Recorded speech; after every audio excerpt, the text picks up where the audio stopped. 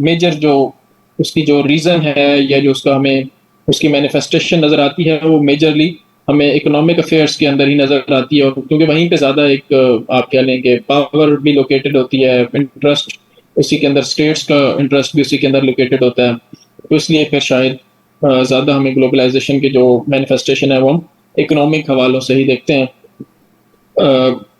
Although हम पढ़ेंगे कि डिफरेंट तरीकों के ग्लोबलाइजेशन इसमें कौन कौन सी होती है। सो है क्या ग्लोबलाइजेशन? ये इंटरकनेक्टेडनेस है, इंटरडिपेंडेंस है, इंटीग्रेशन है सोसाइटीज़ की और इकोनॉमीज़ की अक्रॉस नेशनल बॉर्डर्स। ये थोड़ी सिंपलिस्टिक इसकी डेफिनेशन है ऑब्वियसली, क्योंकि इसमें सिर्फ एक तो इकोनॉमीज़ के बारे में बात की गई है, और सिर्फ जो है वो खैर अक्रॉस नेशनल बॉर्डर्स तो बात वैलिड है, इवन दो अगर आप उसको इकोनॉमिक अफेयर्स के हवाले से देखें या कल्चर के हवाले से देखें या टूरिज्म के हवाले से देखें या सोशल हवाले से देखें, किसी भी हवाले से देखें तो वो है तो वही चीज़। सो इसको अगर आप थोड़ा सा डिटेल में देखें तो इसमें ना सिर्फ आपकी इकोनॉमिक अफेयर्स आएंगे, बल्कि इसके अंदर आपकी कल्चर, टेक्नोलॉजी और वो डेफिनेशन भी आपको उसके हवाले से जब आप देखेंगे तो डिफरेंट चीज़ें उसके अंदर आ जाएंगी। लेकिन एक सिंपलिस्टिक डेफिनेशन यही है कि ये क्या है, इंटरकनेक्टेडनेस है, इंटरडिपेंडेंस है। इंटरकनेक्टेडनेस का मतलब ये है कि societies, economies, countries, people to people contacts हैं, कनेक्टेड हैं एक दूसरे के साथ। उसके डिफरेंट फॉर्म्स हो सकती हैं, डिफरेंट मोड्स हो सकते हैं, बट मेजर इंटरकनेक्टेडनेस है आपस में सोसाइटीज़ की। जो इंटरडिपेंडेंस है वो ये है कि एक सोसाइटी दूसरे के ऊपर डिपेंडेंट है। ये पहले इस तरीके से नहीं होता था। ग्लोबलाइजेशन से पहले जो सोसाइटीज़ थी या कंट्रीज़ थी वो सेल्फ सफिशेंसी के ऊपर ज़्यादा जोर देती थी, कोशिश करती थी कि अपनी ही उनकी जो चीज़ें हैं वो पूरी हो जाएं, उनकी इकोनॉमी सेल्फ सफिशिएंट हो, उनकी सप्लाई चेन सेल्फ सफिशिएंसी की तरफ हो, और जो इंडस्ट्री है, जो ज़रूरतें हैं वो मुल्क अपने अंदर से ही पूरी कर सकें। और फिर तीसरी चीज़ इंटीग्रेशन ऑफ सोसाइटीज़, के आपकी सोसाइटीज़ आपस में इंटीग्रेट हो चुकी हैं, आपस में एक दूसरे के साथ घुल मिल गई हैं, कि आपका कल्चर आपको पाकिस्तान के अंदर बैठ के भी आपको नज़र आएगा अमेरिकन कल्चर, और अमेरिका के अंदर बैठ के आपको काफ़ी जगहों पे पाकिस्तानी कल्चर नज़र आएगा। वहाँ पे रेस्टोरेंट्स पूरी दुनिया से खुले हुए हैं, वहाँ पे आपको डिफरेंट लोग, डिफरेंट ज़बानें बोलने वाले लोग आपको मिलेंगे माइग्रेशंस की वजह से, डिफरेंट तरीकों से। इसकी मेजर फॉर्म्स क्या हैं, इसकी मेजर टाइप्स क्या हैं? सबसे पहले इकोनॉमिक ग्लोबलाइजेशन, जिसके अंदर सबसे ज़्यादा आपके पास क्या है, फ्लो ऑफ गुड्स है, सर्विसेज है, कैपिटल है एंड टेक्नोलॉजी है across borders. Flow of goods यानी आपकी जो फिनिश्ड गुड्स हैं वो हैं, उसमें अंदर आप रॉ मटेरियल्स भी कह सकते हैं, रिसोर्सेज को भी आप कह सकते हैं कि वो बहुत ज़्यादा उनका फ्लो है अक्रॉस द बॉर्डर्स। दूसरी चीज़ सर्विसेज। सर्विसेज से क्या मुराद है? सर्विसेज से मुराद आपकी प्रोफेशनल सर्विसेज हैं। फॉर एग्जांपल अमेरिका के अंदर एक फर्म है, उसको एक डिज़ाइन चाहिए, एक मिसाल के तौर पे एक लोगो डिज़ाइन चाहिए उनको, तो अब जो आपके पास वेबसाइट्स हैं, अपवर्क और फाइवर और पीपल पर आर, इस तरह की वेबसाइट्स हैं, वो उस पे जाते हैं और एक पाकिस्तान के अंदर या अफ्रीका के अंदर या इंडिया के अंदर एक फ्रीलांसर बैठा हुआ है, वो उनसे वो सर्विसेज ले रहे हैं। और ये सिर्फ छोटे पैमाने पे नहीं है, कंसल्टेंसी पूरी दुनिया से फर्म्स लेती हैं, डिज़ाइन के पूरे पूरे सिविल इंजीनियर, आर्किटेक्चरल डिज़ाइन, इस तरह की आपके पास सॉफ्टवेयर डिज़ाइन, कोडिंग वगैरह, ये सारी चीज़ें फ्लो हो रही हैं across the borders through internet. तो ये एक बहुत ज़्यादा एक सर्विसेज का फ्लो बहुत ज़्यादा है अक्रॉस द बॉर्डर्स। फिर कैपिटल, कि आपकी इन्वेस्टमेंट्स हो रही हैं, पाकिस्तान से बैठे हुए लोग दुबई के अंदर इन्वेस्टमेंट कर रहे हैं, अमेरिका के अंदर, यूके के अंदर अपनी कंपनीज बना रहे हैं। वो ऑनलाइन भी हो सकती हैं, वो वहाँ पे फिजिकल फॉर्म के अंदर भी हो सकती हैं। फिर वहाँ की कंपनीज पाकिस्तान के अंदर हैं, मल्टीनेशनल कॉरपोरेशंस ऐसी हैं जिनकी 200 150 मुल्कों के अंदर उनकी ब्रांचेस हैं, जैसे मैकडोनल्ड्स वगैरह हो गई, केएफसी वगैरह हो गए। इसके अलावा श्लमबर्जर वगैरह जो ऑयल वगैरह की फर्म्स हैं, या आपको बहुत सारी इसकी मिसालें आपको मल्टीनेशनल, यूनिलीवर हो गई, इस तरह की कंपनीज जो हैं वो बहुत ज़्यादा इन्वेस्टमेंट करती हैं, कैपिटल का फ्लो बहुत ज़्यादा है एक मुल्क से दूसरे मुल्क की तरफ। और टेक्नोलॉजी टेक्नोलॉजी टेक्नोलॉजी ट्रांसफ़र आप देखें कि कितना ज़्यादा हो गया, आप चीज़ें लर्न कर रहे हैं डिफरेंट मुल्कों से, आपके पास ऐसे मीन्स हैं, फॉर एग्जांपल आप यूट्यूब पे बैठ के आप टेक्नोलॉजी सीख रहे हैं जो कि यूएस के अंदर अप्लाई हो रही है। एग्रीकल्चरल हो सकती है, वो कोई इनोवेशन होती है वहाँ पे, तो उसको आप यहाँ पे एक तो फर्म्स के ज़रिए पीपल टू पीपल भी एक कॉन्टैक्ट्स के ज़रिए टेक्नोलॉजी का ट्रांसफ़र हो रहा है। और फिर जो है वो जो फर्म्स फॉर एग्ज़ाम्पल अगर पाकिस्तान के अंदर कोई गाड़ियों की कंपनी इन्वेस्ट करती है तो उसकी वजह से भी चांसेस हो सकते हैं टेक्नोलॉजी ट्रांसफ़र के। मोस्टली जो ये technology transfer for example China ने बहुत ज़्यादा टेक्नोलॉजी ट्रांसफ़र किया है, वेस्ट से चाइना के अंदर बहुत ज़्यादा हुआ है। सो ये जो है एक एस्पेक्ट इकोनॉमिक ग्लोबलाइज़ेशन का ये भी है। इसमें क्या-क्या चीज़ें हैं जो ब्रीफली अगर हम देखें, किस चीज़ ने इसको बहुत ज़्यादा इम्पीटस दिया है, किस चीज़ ने इसको बहुत ज़्यादा मूव किया है, तो उसके अंदर आपके पास आ जाती है ट्रेड लिबरलाइज़ेशन, यानी फ्री मार्केट इकोनॉमी आपकी जनरेट हुई है कि कोई हद नहीं होनी चाहिए, कोई बैरियर नहीं होना चाहिए ट्रेड के ऊपर आपके पास, ठीक है? दूसरी क्या चीज़ है, मल्टीनेशनल कॉर्पोरेशंस जिन्होंने इस चीज़ को बहुत ज़्यादा बढ़ावा दे दी है, एक मुल्क से दूसरे मुल्क के अंदर बहुत ज़्यादा फ्लो ऑफ गुड्स भी हो रही हैं, फ्लो ऑफ कैपिटल भी है, फ्लो ऑफ सर्विसेज भी है, फ्लो ऑफ टेक्नोलॉजी भी है, उसमें मल्टीनेशनल कॉर्पोरेशंस का भी एक बहुत बड़ा रोल है।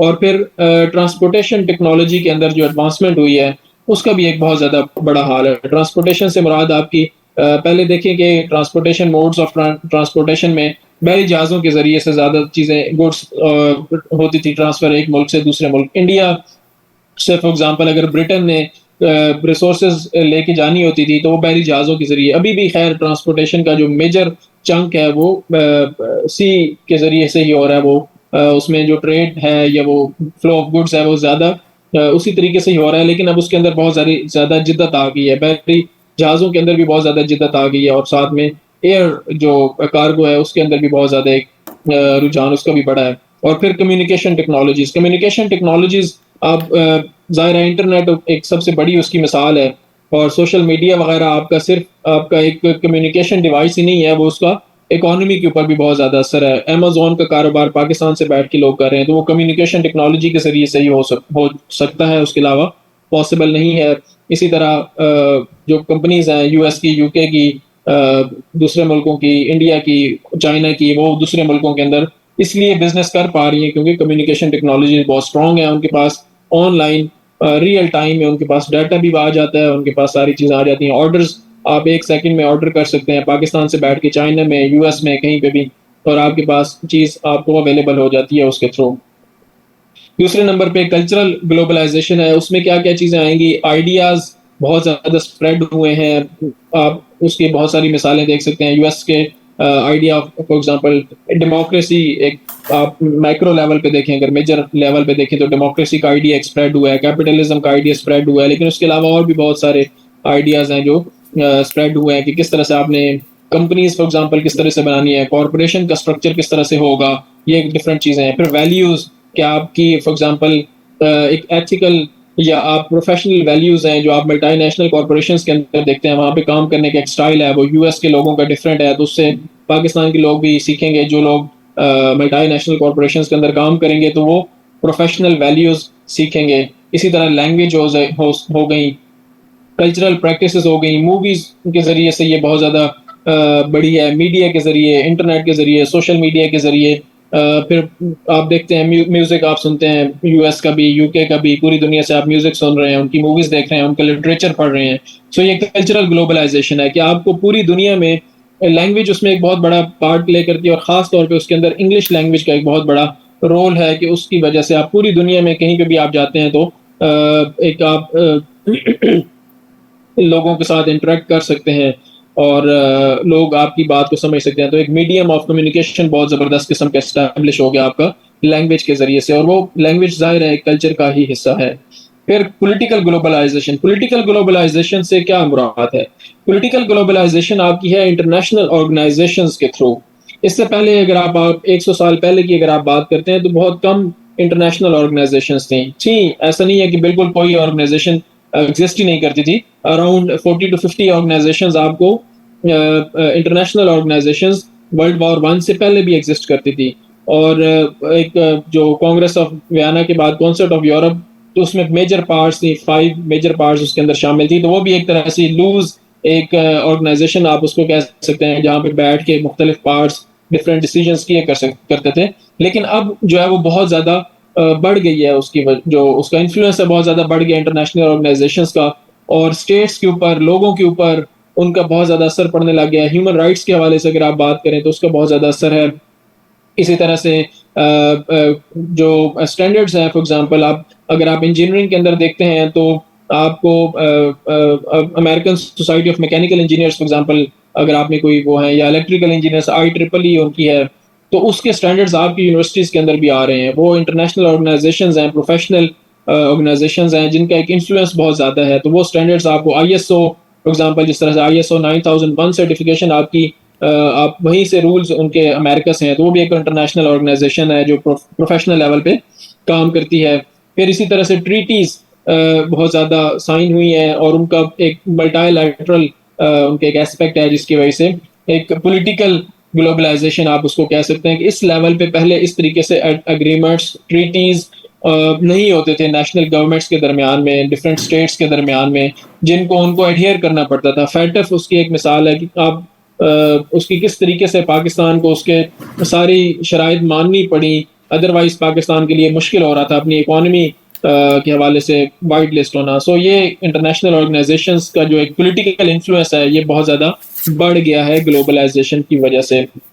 फिर सोशल ग्लोबलाइजेशन कल्चरल ग्लोबलाइजेशन के साथ ही कनेक्टेड है लेकिन इसको आप थोड़ा ब्रॉडर कॉन्टेक्स्ट में देखेंगे। कल्चर सोसाइटी का ही पार्ट होता है, सोशियोलॉजी का ही एक पार्ट है कल्चर भी, लेकिन सोशल ग्लोबलाइजेशन में थोड़ा सा आप इसको एक बड़े पैमाने पे देखेंगे कि सोसाइटीज और लोग आपस में किस तरीके से कनेक्ट हुए हैं और किस तरीके से डिफरेंट उनके दरमियान में एक्सचेंजेस हुए हैं। फॉर एग्जांपल इंफॉर्मेशन किस तरह से फ्लो हो रही है एक सोसाइटी से दूसरी सोसाइटी के दरमियान में, एक इंडिविजुअल से दूसरे इंडिविजुअल के दरमियान में फिर माइग्रेशन की वजह से एक फ्लो बहुत ज़्यादा है। आप देखें कि टूरिज्म, शॉपिंग के इस तरह के ट्रेंड्स हैं कि पाकिस्तान के लोग इस तरह यहाँ से जाते हैं दुबई, वहाँ से शॉपिंग करके वापस पाकिस्तान आ जाते हैं। तो ये कितना बड़ा एक सोशल चेंज है कि आपने एक मुल्क से दूसरे मुल्क का जो एक एलीट्स का जो आपस में कनेक्टेड होना है वो बहुत ज़्यादा है। एजुकेशन के हवाले से आप देखें यूनिवर्सिटीज़ के अंदर, जर्मनी के अंदर इतने ज़्यादा स्टूडेंट्स पाकिस्तान से पढ़ रहे हैं, ऑस्ट्रेलिया के अंदर बहुत ज़्यादा पढ़ रहे हैं, तो ये एक सोशली कनेक्टेड होगी। आप गल्फ कंट्रीज तो खैर बहुत ही ज़्यादा हैं, आप हर मोहल्ले के अंदर कोई ना कोई शख्स आपका नज़र आएगा आपको जो गल्फ कंट्रीज के अंदर है। फिर उसकी वजह से एक फ्लो ऑफ आइडियाज़ बढ़ा है। आप इसको अगर आप देखें थोड़ा सा कॉन्टेक्स्ट के अंदर इसको देखें तो गल्फ से आपके बहुत सारे आइडियाज़ इंपोर्ट हुए हैं जो पाकिस्तान के अंदर, जो आपको देखेंगे कि एक ख़ास किस्म की डॉक्ट्रीन है, ख़ास तौर पे रिलीजन के हवाले से अगर आप देखें तो जो गल्फ कंट्रीज़ के अंदर हैं वो उनका कल्चर पाकिस्तान के अंदर भी लेके आते हैं। अपने जो उनके घर वाले होते हैं उनको एक ख़ास तरीके से वो गाइड करने की कोशिश करते हैं, तो एक ख़ास कल्चर आता है उसकी वजह से। इसी तरह यूरोप में अगर कुछ लोग हैं तो वो यूरोपियन कल्चरल वैल्यूज़ को पाकिस्तान के अंदर वो लेके आते हैं, तो एक सोशली बड़ा एक कनेक्टेडनेस आ गई है ग्लोबलाइजेशन की वजह से। टेक्नोलॉजिकल ग्लोबलाइजेशन अगेन एडवांसेस इतने ज़्यादा हुए हैं टेक्नोलॉजी के अंदर कि आपकी एक पूरी दुनिया कनेक्टेड होकर रह गई है। ग्लोबल विलेज की बात की जाती है और वो ग्लोबल विलेज IT के ज़रिए से हुई है मुमकिन। इंफॉर्मेशन टेक्नोलॉजी के हवाले से आप देखें, इंफॉर्मेशन और कम्युनिकेशन दोनों चीज़ें हैं इसके अंदर, लेकिन बेसिकली तो IT ही है जिसने कनेक्ट कर दिया पूरी दुनिया को आपस में, और ग्लोबलाइजेशन इसके बगैर पॉसिबल नहीं होती। ऑल्दो कि ग्लोबलाइजेशन के कुछ इससे पहले भी मिसालें हैं, अगर आप देखें वो हम थोड़ा सा उसको देखें उसे हिस्ट्री के अंदर थोड़ा सा उसको किस तरह से डेवलपमेंट थी, तो आपको कनेक्टेडनेस नजर आती है इससे पहले भी, इस सदी से पहले अगर आप 18th सेंचुरी की अगर आप बात करें तो जो कनेक्टेडनेस थी ब्रिटेन और इंडिया के दरमियान में, तो आप कुछ जो लोग हैं वो इसको भी इम्पैक्ट कलोनियलिज्म का एक बहुत बड़ा इम्पैक्ट लेते हैं कि ग्लोबलाइजेशन के ऊपर बहुत ज़्यादा। और बाकी है भी सही कि आप लैंग्वेज जिस तरह से स्प्रेड हुई है, अफ्रीका के बहुत सारे ममालिक हैं जिसमें मोरक्को है, सब सहारन कंट्रीज हैं, वहाँ पे फ्रेंच लैंग्वेज बहुत ज़्यादा बोली जाती है, तो वहाँ पे फ्रेंच बहुत ज़्यादा फैली। एशिया के अंदर इंग्लिश बहुत ज़्यादा फैली। तो अगर ये लैंग्वेजेस फैली हैं तो उसके अंदर कॉलोनियलिज्म का एक बहुत बड़ा असर है। तो वो उस तरीके से लेकिन नहीं हो पाती थी, आज बहुत ज़्यादा है। उसकी वजह है टेक्नोलॉजी का एक बहुत बड़ा रोल, उसके अंदर इंटरनेट है, सोशल मीडिया है, फोन्स हैं, उनकी वजह से इतना ज़्यादा कनेक्टेडनेस आ गई है बिजनेसेस के दरमियान में, लोगों के दरमियान में, कि आपको फील ही नहीं होता कि आप एक काम कर रहे हैं पाकिस्तान के अंदर बैठ के काम कर रहे हैं या US के अंदर बैठ के काम कर रहे हैं। सो ये एक टेक्नोलॉजी ने जो है वो इसको इनेबल भी किया है, और टेक्नोलॉजी इसके साथ इनेबल हुई भी है कि आपने डिफरेंट मुल्कों ने एक दूसरे से सीख के जो है वो चीज़ें की हैं। तो टेक्नोलॉजी का ट्रांसफर ग्लोबलाइजेशन के थ्रू हुआ है, और ग्लोबलाइजेशन किसके थ्रू हुई है, वो टेक्नोलॉजी के थ्रू हुई है। तो ये एक साइकिल है इनके दरमियान में फिर एक नया एस्पेक्ट जो पिछले 3-4 डेकेड्स के अंदर सामने आया है, वो एक एनवायरमेंटल ग्लोबलाइज़ेशन है। उसकी वजह ये है कि पूरी दुनिया के ऊपर एक इम्पैक्ट पड़ रहा है क्लाइमेट चेंज का, जिसकी वजह से मुख्तलिफ स्टेट्स ने इसको फ़ील किया है। मुख्तलिफ स्टेट्स के अंदर रहने वाले एक्टिविस्ट्स ने, नॉन गवर्नमेंट ऑर्गेनाइज़ेशंस ने फ़ील किया है कि ये जो एक चीज़ है, ये एक स्टेट के बस की बात नहीं है। तो उसका एक हमें नज़र आता है, उसका एक एक्शन नज़र आता है, कियोटो प्रोटोकॉल, मॉन्ट्रियल प्रोटोकॉल या कॉप की जो कॉन्फ्रेंसेस ऑफ पार्टीज़ हैं, कॉप 26, 27 इस तरह से जो हो रहे हैं, और साथ ही जो आपका पेरिस क्लाइमेट अकॉर्ड हुआ है। तो ये वो चीज़ें हैं जो एक आपको नज़र आता है कि कंसेंसस डेवलप हो रहा है, स्टेट्स और लोग आपस में इकट्ठे हो रहे हैं, तो एक आपको एक ग्लोबल एक फिनोमेना आपको नज़र आ रहा है। फिर उसके ऊपर डिफरेंट, फॉर एग्जांपल अमेज़न के अंदर डिफॉरेस्टेशन हो रही है, तो उसका आपको उसके ऊपर एनवायरमेंटल कंसर्न्स आपको यूएस, यूके, इंडिया में भी नज़र आते हैं कि लोग उसके ऊपर इस चीज़ पे आवाज़ उठाते हैं कि देखें ये एक इसको कलेक्टिव गुड है, ये कलेक्टिव रिसोर्स है, इसको सबका फ़र्ज़ है कि उसको प्रोटेक्ट करे। तो ये एक इंटरनेशनल कोऑपरेशन का एक जो है ना वो कह लें कि उसकी नेसेसिटी हमारे सामने आती है थ्रू एनवायरमेंटल ग्लोबलाइज़ेशन। फिर उसके बाद हमारे पास आप इसको थोड़ा-सा अगर एनालाइज़ करें कि ग्लोबलाइज़ेशन के बेनिफिट्स क्या हैं और चैलेंजेस क्या हैं ग्लोबलाइज़ेशन को। तो बेनिफिट्स तो आप एक चीज़ तो अगर आप सबसे ज़्यादा अगर मैं कहूँ तो मुझे ये लगता है कि ग्लोबलाइज़ेशन की वज़ह से पॉवर्टी बहुत रिड्यूस हुई है दुनिया के अंदर। अगर आप एब्सोल्यूट पॉवर्टी की फिगर्स देखें दुनिया में, सिर्फ़ एक अगर आप चाइना की मिसाल ले लें, तो चाइना ने पिछले 3 या 4 डेकेड्स के अंदर 800 मिलियन लोगों को पॉवर्टी से निकाला है। 800 मिलियन यानी 80 करोड़ लोग सिर्फ एक मुल्क के अंदर पॉवर्टी से बाहर आए हैं। और ये नहीं हो सकता था unless there would have unless कि उन्होंने अपनी मार्केट्स को ओपन ना किया होता, अनलेस कि उन्होंने इकोनॉमिक लिबरलिज्म को अडॉप्ट ना किया होता, फ्री मार्केट इकोनॉमी के प्रिंसिपल्स जो कि ग्लोबलाइजेशन के साथ ही अटैच्ड हैं, साथ में टेक्नोलॉजी, साथ में global supply chains, global investments, ये सारी चीज़ें अगर ना हुई होती, चाइना को फैक्ट्री ऑफ द वर्ल्ड कहा जाता है, तो इसके बगैर कभी भी वो अपने लोगों को पॉवर्टी से ना निकाल सकते। सिर्फ चाइना ही नहीं, पूरी दुनिया में अगर आप देखें, तो आपको आप फिगर्स उठा के देखेंगे जब, तो आपको पता चलेगा कि पूरी दुनिया, तकरीबन पूरी दुनिया में, सारे मुल्क ज़ाहिर नहीं हो सकते, लेकिन majority of the countries have reduced poverty in their countries और इन देयर रीजन्स इवन, और उसकी वजह से बहुत ज़्यादा लोग पॉवर्टी से बाहर आए हैं।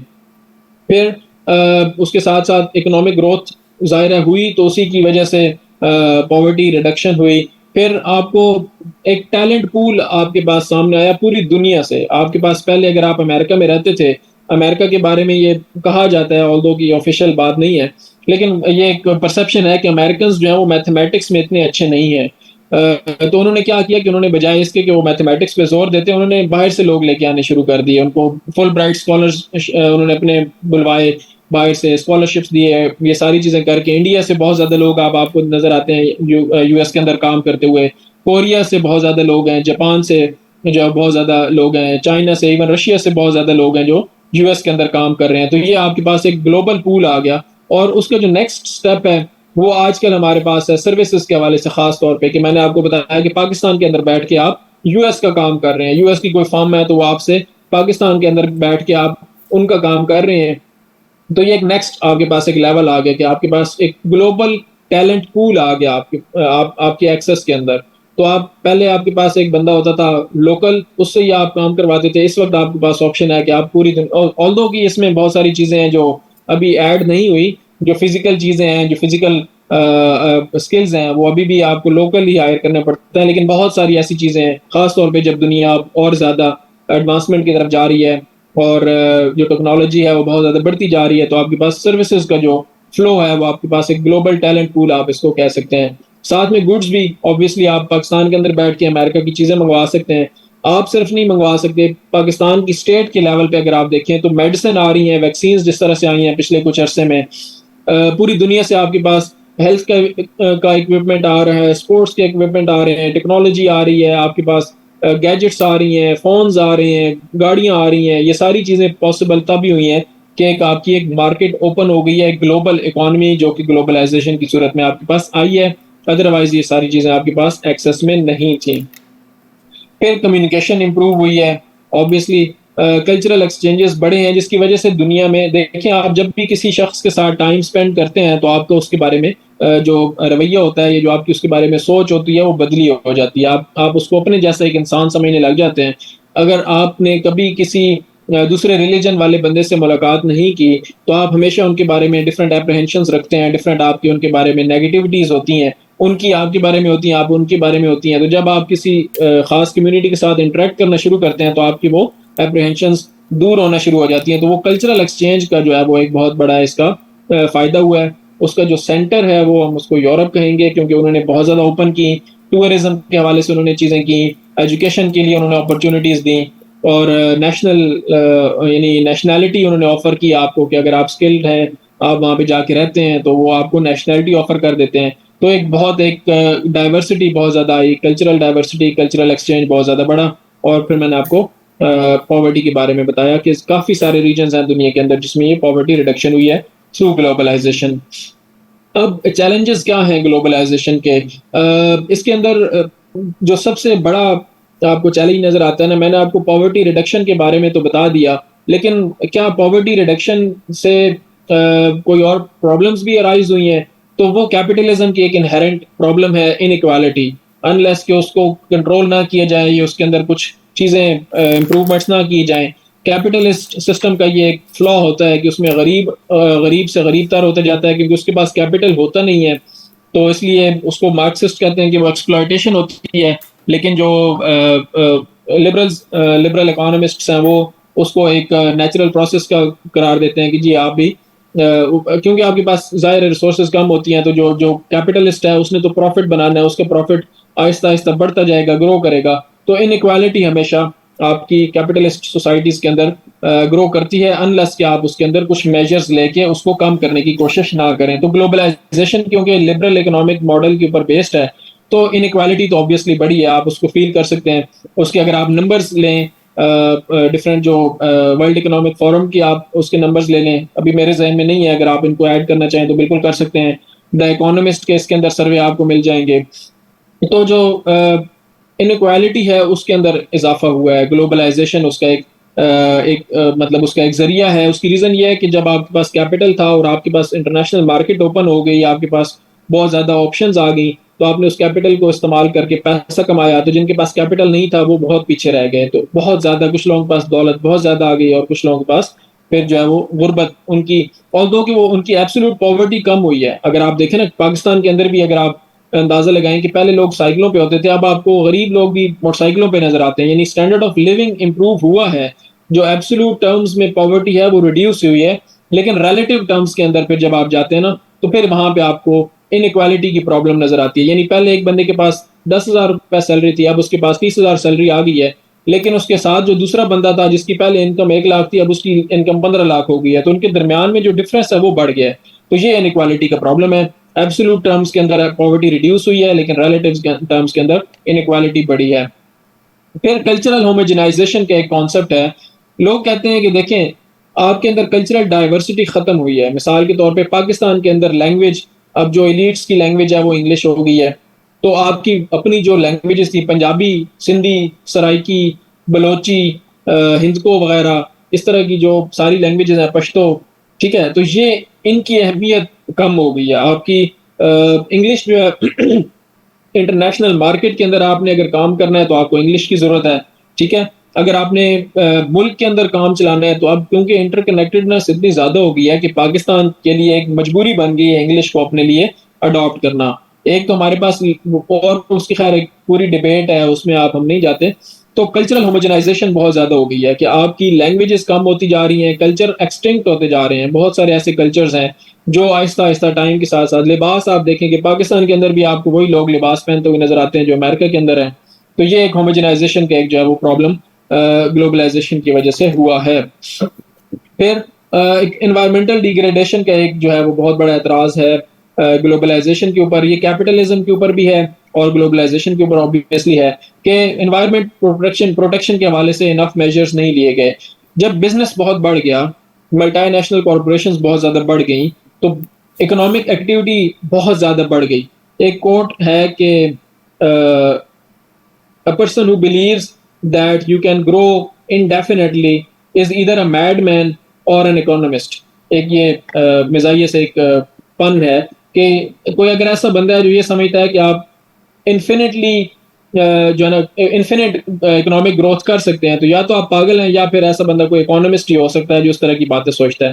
तो यानी इकोनॉमिस्ट जो है वो ये कोशिश करते हैं कि ज़्यादा से ज़्यादा प्रॉफिट कमाया जाए, वो इस बात पे नहीं देखते कि उसका इम्पैक्ट एनवायरनमेंट के ऊपर क्या पड़ रहा है। तो ये एक प्रॉब्लम कैपिटलिज्म की वजह से, इंडस्ट्री लगने की वजह से जो है ना वो बहुत ज़्यादा बढ़ गई है, एनवायरमेंटल डिग्रेडेशन।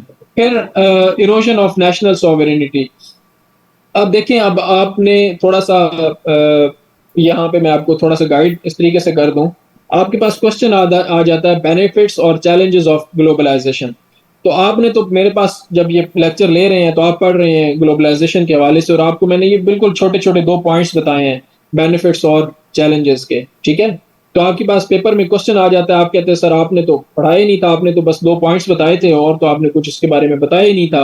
तो फिर आपने ज़ाहिर है आपने और भी स्टडी करनी है, आपने ऐसे की तैयारी करनी है, आपने अखबार रोज पढ़ना है, इस तरह के तो आपको ये नॉलेज आपने काफ़ी सारा इकट्ठा करना है। तो फिर आपके पास जब बेनिफिट्स और चैलेंजेस आएँगे, तो फिर आपने इन एक-एक पॉइंट को एक्सपैंड करते जाना है। इकोनॉमिक ग्रोथ हो गया, चैलेंजेस इकोनॉमिक ग्रोथ हो गया, गुड्स एंड सर्विसेज की एक्सेस होगी, इम्प्रूव्ड कम्युनिकेशन होगी, कल्चरल एक्सचेंज हो गया, रिड्यूस पॉवर्टी होगी। ये आपके पास 5 या 6 पॉइंट्स आ जाते हैं। इन 5 या 6 पॉइंट्स को जब आप एक्सपैंड करेंगे, तो कम से कम आपके 3 पेजेस बन सकते हैं अगर आपके पास अच्छा नॉलेज है, अगर आप अखबार अच्छे तरीके से पढ़ते हैं और आप यानी अच्छे तरीके से तैयारी कर रहे हैं। फिर दूसरी तरफ जब चैलेंजेस की आप बात करेंगे, तो फिर इकोनॉमिक इनइक्वालिटी को आप एक्सपैंड करेंगे, उसकी मिसालें देंगे, जैसे मैंने आपको मिसालें दे के समझाया है। कल्चरल होमोजेनाइजेशन की आप मिसालें देंगे बीच में, आप इस पॉइंट की हेडिंग देंगे, नीचे 3-4 5 मिसालें देंगे, फिर उसके ऊपर अपना पॉइंट दे सकते हैं, ठीक है? तो ये आपको पॉइंट बन जाएगा। फिर एनवायरमेंटल डिग्रेडेशन के ऊपर आप बात करेंगे, उसके इम्पैक्ट्स के बारे में बात करेंगे, उसके ऊपर जो भी आपका नॉलेज होगा वो आप इसके अंदर ऐड कर देंगे। और erosion of national sovereignty, erosion कैसे हुई है, यूनाइटेड नेशंस, फैटफ की आप मिसाल ले लें। इसी तरह जो मेजर पावर्स हैं वो किस तरीके से आपके ऊपर थोड़ा करती हैं, आईएमएफ की आप मिसाल ले सकते हैं, वर्ल्ड बैंक की आप मिसाल ले सकते हैं। तो ये जो चीज़ें आप इनको एक्सपैंड करेंगे, तो आपका पूरा का पूरा क्वेश्चन इन 2 हेडिंग्स के अंदर से निकल आएगा। ये आपने जो है ना वो थोड़ा-सा स्मार्टली प्ले करना है। जी गुलफराज, क्वेश्चन पूछना है आपका। सर जो आप पॉइंट्स में बता रहे हैं कि एक्सपेंड करना है, तो जी। एक्सपेंड सिर्फ एक पैरा करना है या फिर इसको कुछ पॉइंट्स में या नहीं, डिटेल? आप डिपेंड करता है कि आपके पास क्वेश्चन क्या है। उसकी स्टेटमेंट को आप बड़े गौर से पढ़ेंगे तो आपको पता चलेगा कि स्टेटमेंट के अंदर उसने सिर्फ आपसे बेनिफिट्स और चैलेंजेस के बारे में पूछा है, या आपसे डिबेट मांगी है, या आपका स्टांस मांगा है, या आप pros and cons of globalization अगर आप उसने आपसे पूछ ली है, तो फिर आपको पता चला कि सिर्फ इन 2 पॉइंट्स के गिर्द ही आपका पूरा का पूरा क्वेश्चन रिवॉल्व कर रहा है। तो फिर आप क्या करेंगे कि इकोनॉमिक ग्रोथ की एक हेडिंग दे देंगे, ऊपर आप इंट्रोडक्शन लिखेंगे, उसमें आप फिर उसके बाद जो आपका पहला सेक्शन होगा, लेट्स से आप बेनिफिट्स ऑफ ग्लोबलाइजेशन के ऊपर आते हैं, तो बेनिफिट्स ऑफ ग्लोबलाइजेशन के अंदर आप पहला जो हेडिंग देंगे वो इकोनॉमिक ग्रोथ की दे देंगे। उसके अंदर आप उसको एक्सपैंड करेंगे, पूरे 2 पैराग्राफ वगैरह जितनी आपकी फिर ज़ाहिर नॉलेज है वो उसको उस हिसाब से आप उसको एक्सपैंड कर लेंगे। फिर आप जो है दूसरी हेडिंग दे देंगे एक्सेस ऑफ रिसोर्सेज या गुड्स एंड सर्विसेज। गुड्स को अलग कर दें, सर्विसेज को अलग कर दें, 2 हेडिंग्स बन जाएंगी। तो यहाँ इसी एक बेनिफिट्स के अंदर से ही आपने कम से कम 4 या 5 हेडिंग्स आपने ले लेनी है। उनको आपने पूरे एक-एक 2-2 पैराग्राफ उस पे लिखते जाना है। सिर्फ बेनिफिट्स के ऊपर या प्रोज के ऊपर आपका पूरे का पूरा 3-4 पेजेस आप भर देंगे, ठीक है? फिर चैलेंजेस के बाद चैलेंजेस पे जब आएँगे, तो इसी तरह इन्हीं पॉइंट्स को आप इसके अंदर और भी आप पॉइंट ऐड कर सकते हैं जब आप अपनी थोड़ी-सी स्टडी ज़्यादा करेंगे।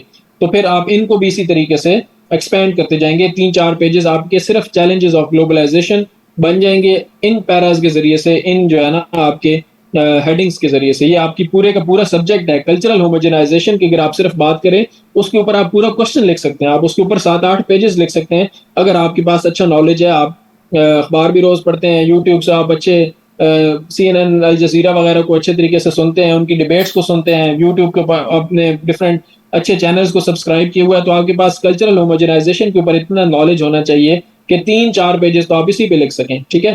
तो इन चीज़ों को आप एक्सपैंड करके एंड पे फिर आप अगर आपसे स्टांस मांगा हुआ है तो फिर आप स्टांस दे देंगे, अगर स्टांस नहीं मांगा हुआ तो फिर आप इनको एनालाइज करके दोनों तरफ साइड्स दे के एंड पे आप ये कह देंगे कि जी there is a need to get the most benefits from globalisation by addressing the challenges, इस तरह की आप बात करके तो उसको एक न्यूट्रलाइज कर देंगे। चैलेंजेस ऑफ ग्लोबलाइजेशन में ब्रिक्स का आ सकता है, डिपेंड करता है कि ब्रिक्स को आप किस तरीके से डिफाइन कर रहे हैं, ये डिस्क्राइब कर रहे हैं। हो सकता है कि आप ब्रिक्स के अंदर देखें, ब्रिक्स अगर रीजनल कोऑपरेशन बढ़ती है और ब्रिक्स ये नहीं करता कि उस रीजनल कोऑपरेशन की वजह से बाकियों को हमने कम करना है। अब कुछ उसमें आ रही हैं, खैर वो जो उन्होंने डॉलर को उन्होंने कम करने की बात की है, इस तरह की कुछ चीज़ें हैं, तो आप उसको ऐड कर सकते हैं कि जी अगर आपका डॉलर के ऊपर रिलायंस कम होती है, ये कुछ खास एक ब्लॉक बन जाता है जो कहता है कि जी हमने तो करेंसी जो अपनी रखनी है या हमने कुछ खास प्रेफरेंसेस रखनी है, तो बिल्कुल उसके अंदर चैलेंजेस में आ सकते हैं आपके पास। अगेन ये आपने अच्छा पॉइंट दिया, आपके नॉलेज के ऊपर डिपेंड करता है, आपके पास कितना अच्छा नॉलेज है, कितना साउंड आपका आर्ग्यूमेंट है, तो बिल्कुल आप इसके अंदर चीजें ऐड कर सकते हैं। मैंने कहा कि ये आपके पास सिर्फ 3-4 पॉइंट्स हैं जो एक हेडिंग के अंदर से आपके निकल रहे हैं। आप इसके अंदर जितने आपके पास हैं, बेहतर है कि जितना आप अपना नॉलेज उसके अंदर कर सकें, बस आर्गुमेंट साउंड होने चाहिए और जो इन्फॉर्मेशन आप दे रहे हैं वो रेलेवेंट होनी चाहिए। फिर एंटी ग्लोबलाइजेशन मूवमेंट्स हैं आपकी, जो इसके चैलेंज के तौर पे आप ले सकते हैं कि जो इसके जो है वो अगेंस्ट जाते हैं। ख़ास तौर पे उसके अंदर एक वो ग्रुप्स हैं जो इसके खिलाफ तहरीक चला रहे हैं, जिसके अंदर एक्टिविस्ट्स हैं या जो एनजीओज हैं वो हैं, उनका इतना खैर आपको नज़र नहीं आएगा इम्पैक्ट, ऑल्दो के पीछे जो एक मूवमेंट चली थी ग्रेटा थनबर्ग वगैरह, और इनकी जो एक खास उन्होंने बड़ा एक उठाया था इस मामले को, तो उसकी एक आपको बड़ी मीडिया के ऊपर हाइप नज़र आई थी, और फिर उसकी वजह से फिर क्लाइमेट अकॉर्ड वगैरह और इन चीज़ों के ऊपर जो है वो एक एजेंडा सेटिंग की चीज़ नज़र आई थी। इसमें जो प्रोटेक्शनिज्म की जो चीज़ है ना, वो एक काफ़ी बड़ा चैलेंज है। मसलन इंडिया ने काफ़ी चीज़ें जो है ना वो प्रोटेक्शनिज्म के अंदर की हैं, चाइना ने की हैं, डिफरेंट मुल्कों ने प्रोटेक्शनिज्म को दोबारा से करने की कोशिश किया, ताकि वो एक तो सप्लाई चेन का एक इशू था, पीछे हमने पढ़ा भी है किसी लेक्चर में कि सप्लाई चेन की जो है ना वो डाइवर्सिफिकेशन, और ये शायद आगे है इसके अंदर ये आएगा, तो इसकी वजह से थोड़ा सा प्रोटेक्शनिज्म इसका चैलेंज है। और फिर रिस्ट्रिक्शंस हैं काफ़ी सारी जो मुल्क लगाते हैं, उसके अंदर भी प्रोटेक्शनिज्म भी आ जाता है, और डिफरेंट चीज़ें भी आ जाती हैं, कल्चर भी आ जाता है। या मसलन कोई मुल्क है जर्मनी है, तो वो सिर्फ उन लोगों को वीज़ा देगा जो या तो वहाँ के स्टूडेंट के तौर पे जाना चाहते हैं, या अगर उनके पास एक वर्क परमिट हो। तो इस तरीके से फिर आपकी कुछ फ्लो ऑफ गुड्स और कैपिटल और इन चीज़ों के एक चैलेंजेस भी हैं। फिर एक खास जो एस्पेक्ट है ग्लोबलाइजेशन का, वो ये है कि जो इस वक्त की आपकी जो चैलेंजेस चल रहे हैं, या जो आपकी इस वक्त की ज़रूरतें हैं, यानी दुनिया में इस वक्त जो आपके पास एनवायरनमेंट चल रही है, उसके अंदर आपको काफ़ी सारे स्टेप्स लेने पड़ रहे हैं। तो ग्लोबल एक रिस्पॉन्स डेवलप हुआ है ग्लोबलाइजेशन की वजह से, जो कि एक एस्पेक्ट है इस सारे फिनोमेना का। उसके अंदर क्या है, पॉलिसीज़ डेवलप की गई हैं, रेगुलेशंस डेवलप की गई हैं, किन चीज़ को एड्रेस करने के लिए, फॉर एग्जांपल एनवायरनमेंट को एड्रेस करने के लिए, ठीक है, ट्रेड को बढ़ाने के लिए, सोशल इंक्लूजन को बढ़ाने के लिए, यानी सोशल आप जो डिफरेंट आपके कल्चरल बैकग्राउंड्स हैं उनको आप ताकि एक दूसरे के साथ को एग्जिस्टेंस की पॉलिसी आप अपना सकें। तो ये कुछ चीज़ें हैं जो ग्लोबली आपने देखी हैं through globalization, through different international organizations. फिर ग्लोबलाइजेशन ने एक जो आपका एक क्राइसिस है आपके पास, अगर फॉर एग्जांपल ग्लोबल क्राइसिस आ जाता है, तो वो भी आपको एक यहाँ पे एक लिमिट नजर आई है। जैसे पेंडेमिक्स हैं, कोविड-19 जब आपके पास आया, तो उस वक्त आपको एक बड़ा क्लियरली नजर आया कि आपको एक कोऑर्डिनेशन की जरूरत है। यहाँ पे जो चैलेंजेस और बेनिफिट्स हैं वो हमने देख लिए, ये डिफरेंट एस्पेक्ट्स हैं, इनको आप चैलेंजेस के अंदर इस तरह से नहीं करेंगे। ये आपको यहाँ पे आपको एक तरह से बेनिफिट बताया जा रहा है ग्लोबलाइजेशन का, कि जब आपके पास एक ग्लोबल लेवल पे क्राइसिस आ जाता है तो आप उसको कैसे एड्रेस करेंगे। आपके पास एक फाइनेंशियल क्राइसिस आ गया, आपके पास एक पेंडेमिक आ गई, आपके पास जो इवॉल्विंग सिक्योरिटी थ्रेट्स हैं जो हमने पीछे पढ़े भी थे कि नॉन कन्वेंशनल थ्रेट्स काफ़ी ज़्यादा हैं, जैसे स्पेस हो गई, या आपका साइबर हो गया, या आपका न्यूक्लियर आ गया, तो इसमें आपको ग्लोबल कोऑपरेशन चाहिए।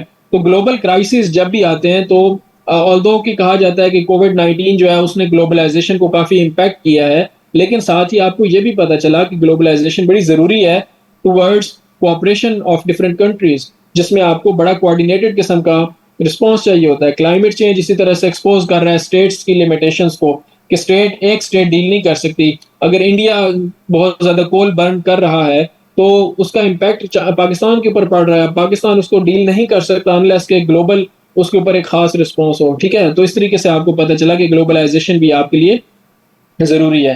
फ्यूचर ऑफ ग्लोबलाइजेशन क्या है, इसके बारे में सर्टेनिटी से नहीं कहा जा सकता। एक इसके अंदर एक कॉन्सेप्ट है, वो हम पढ़ लेते हैं।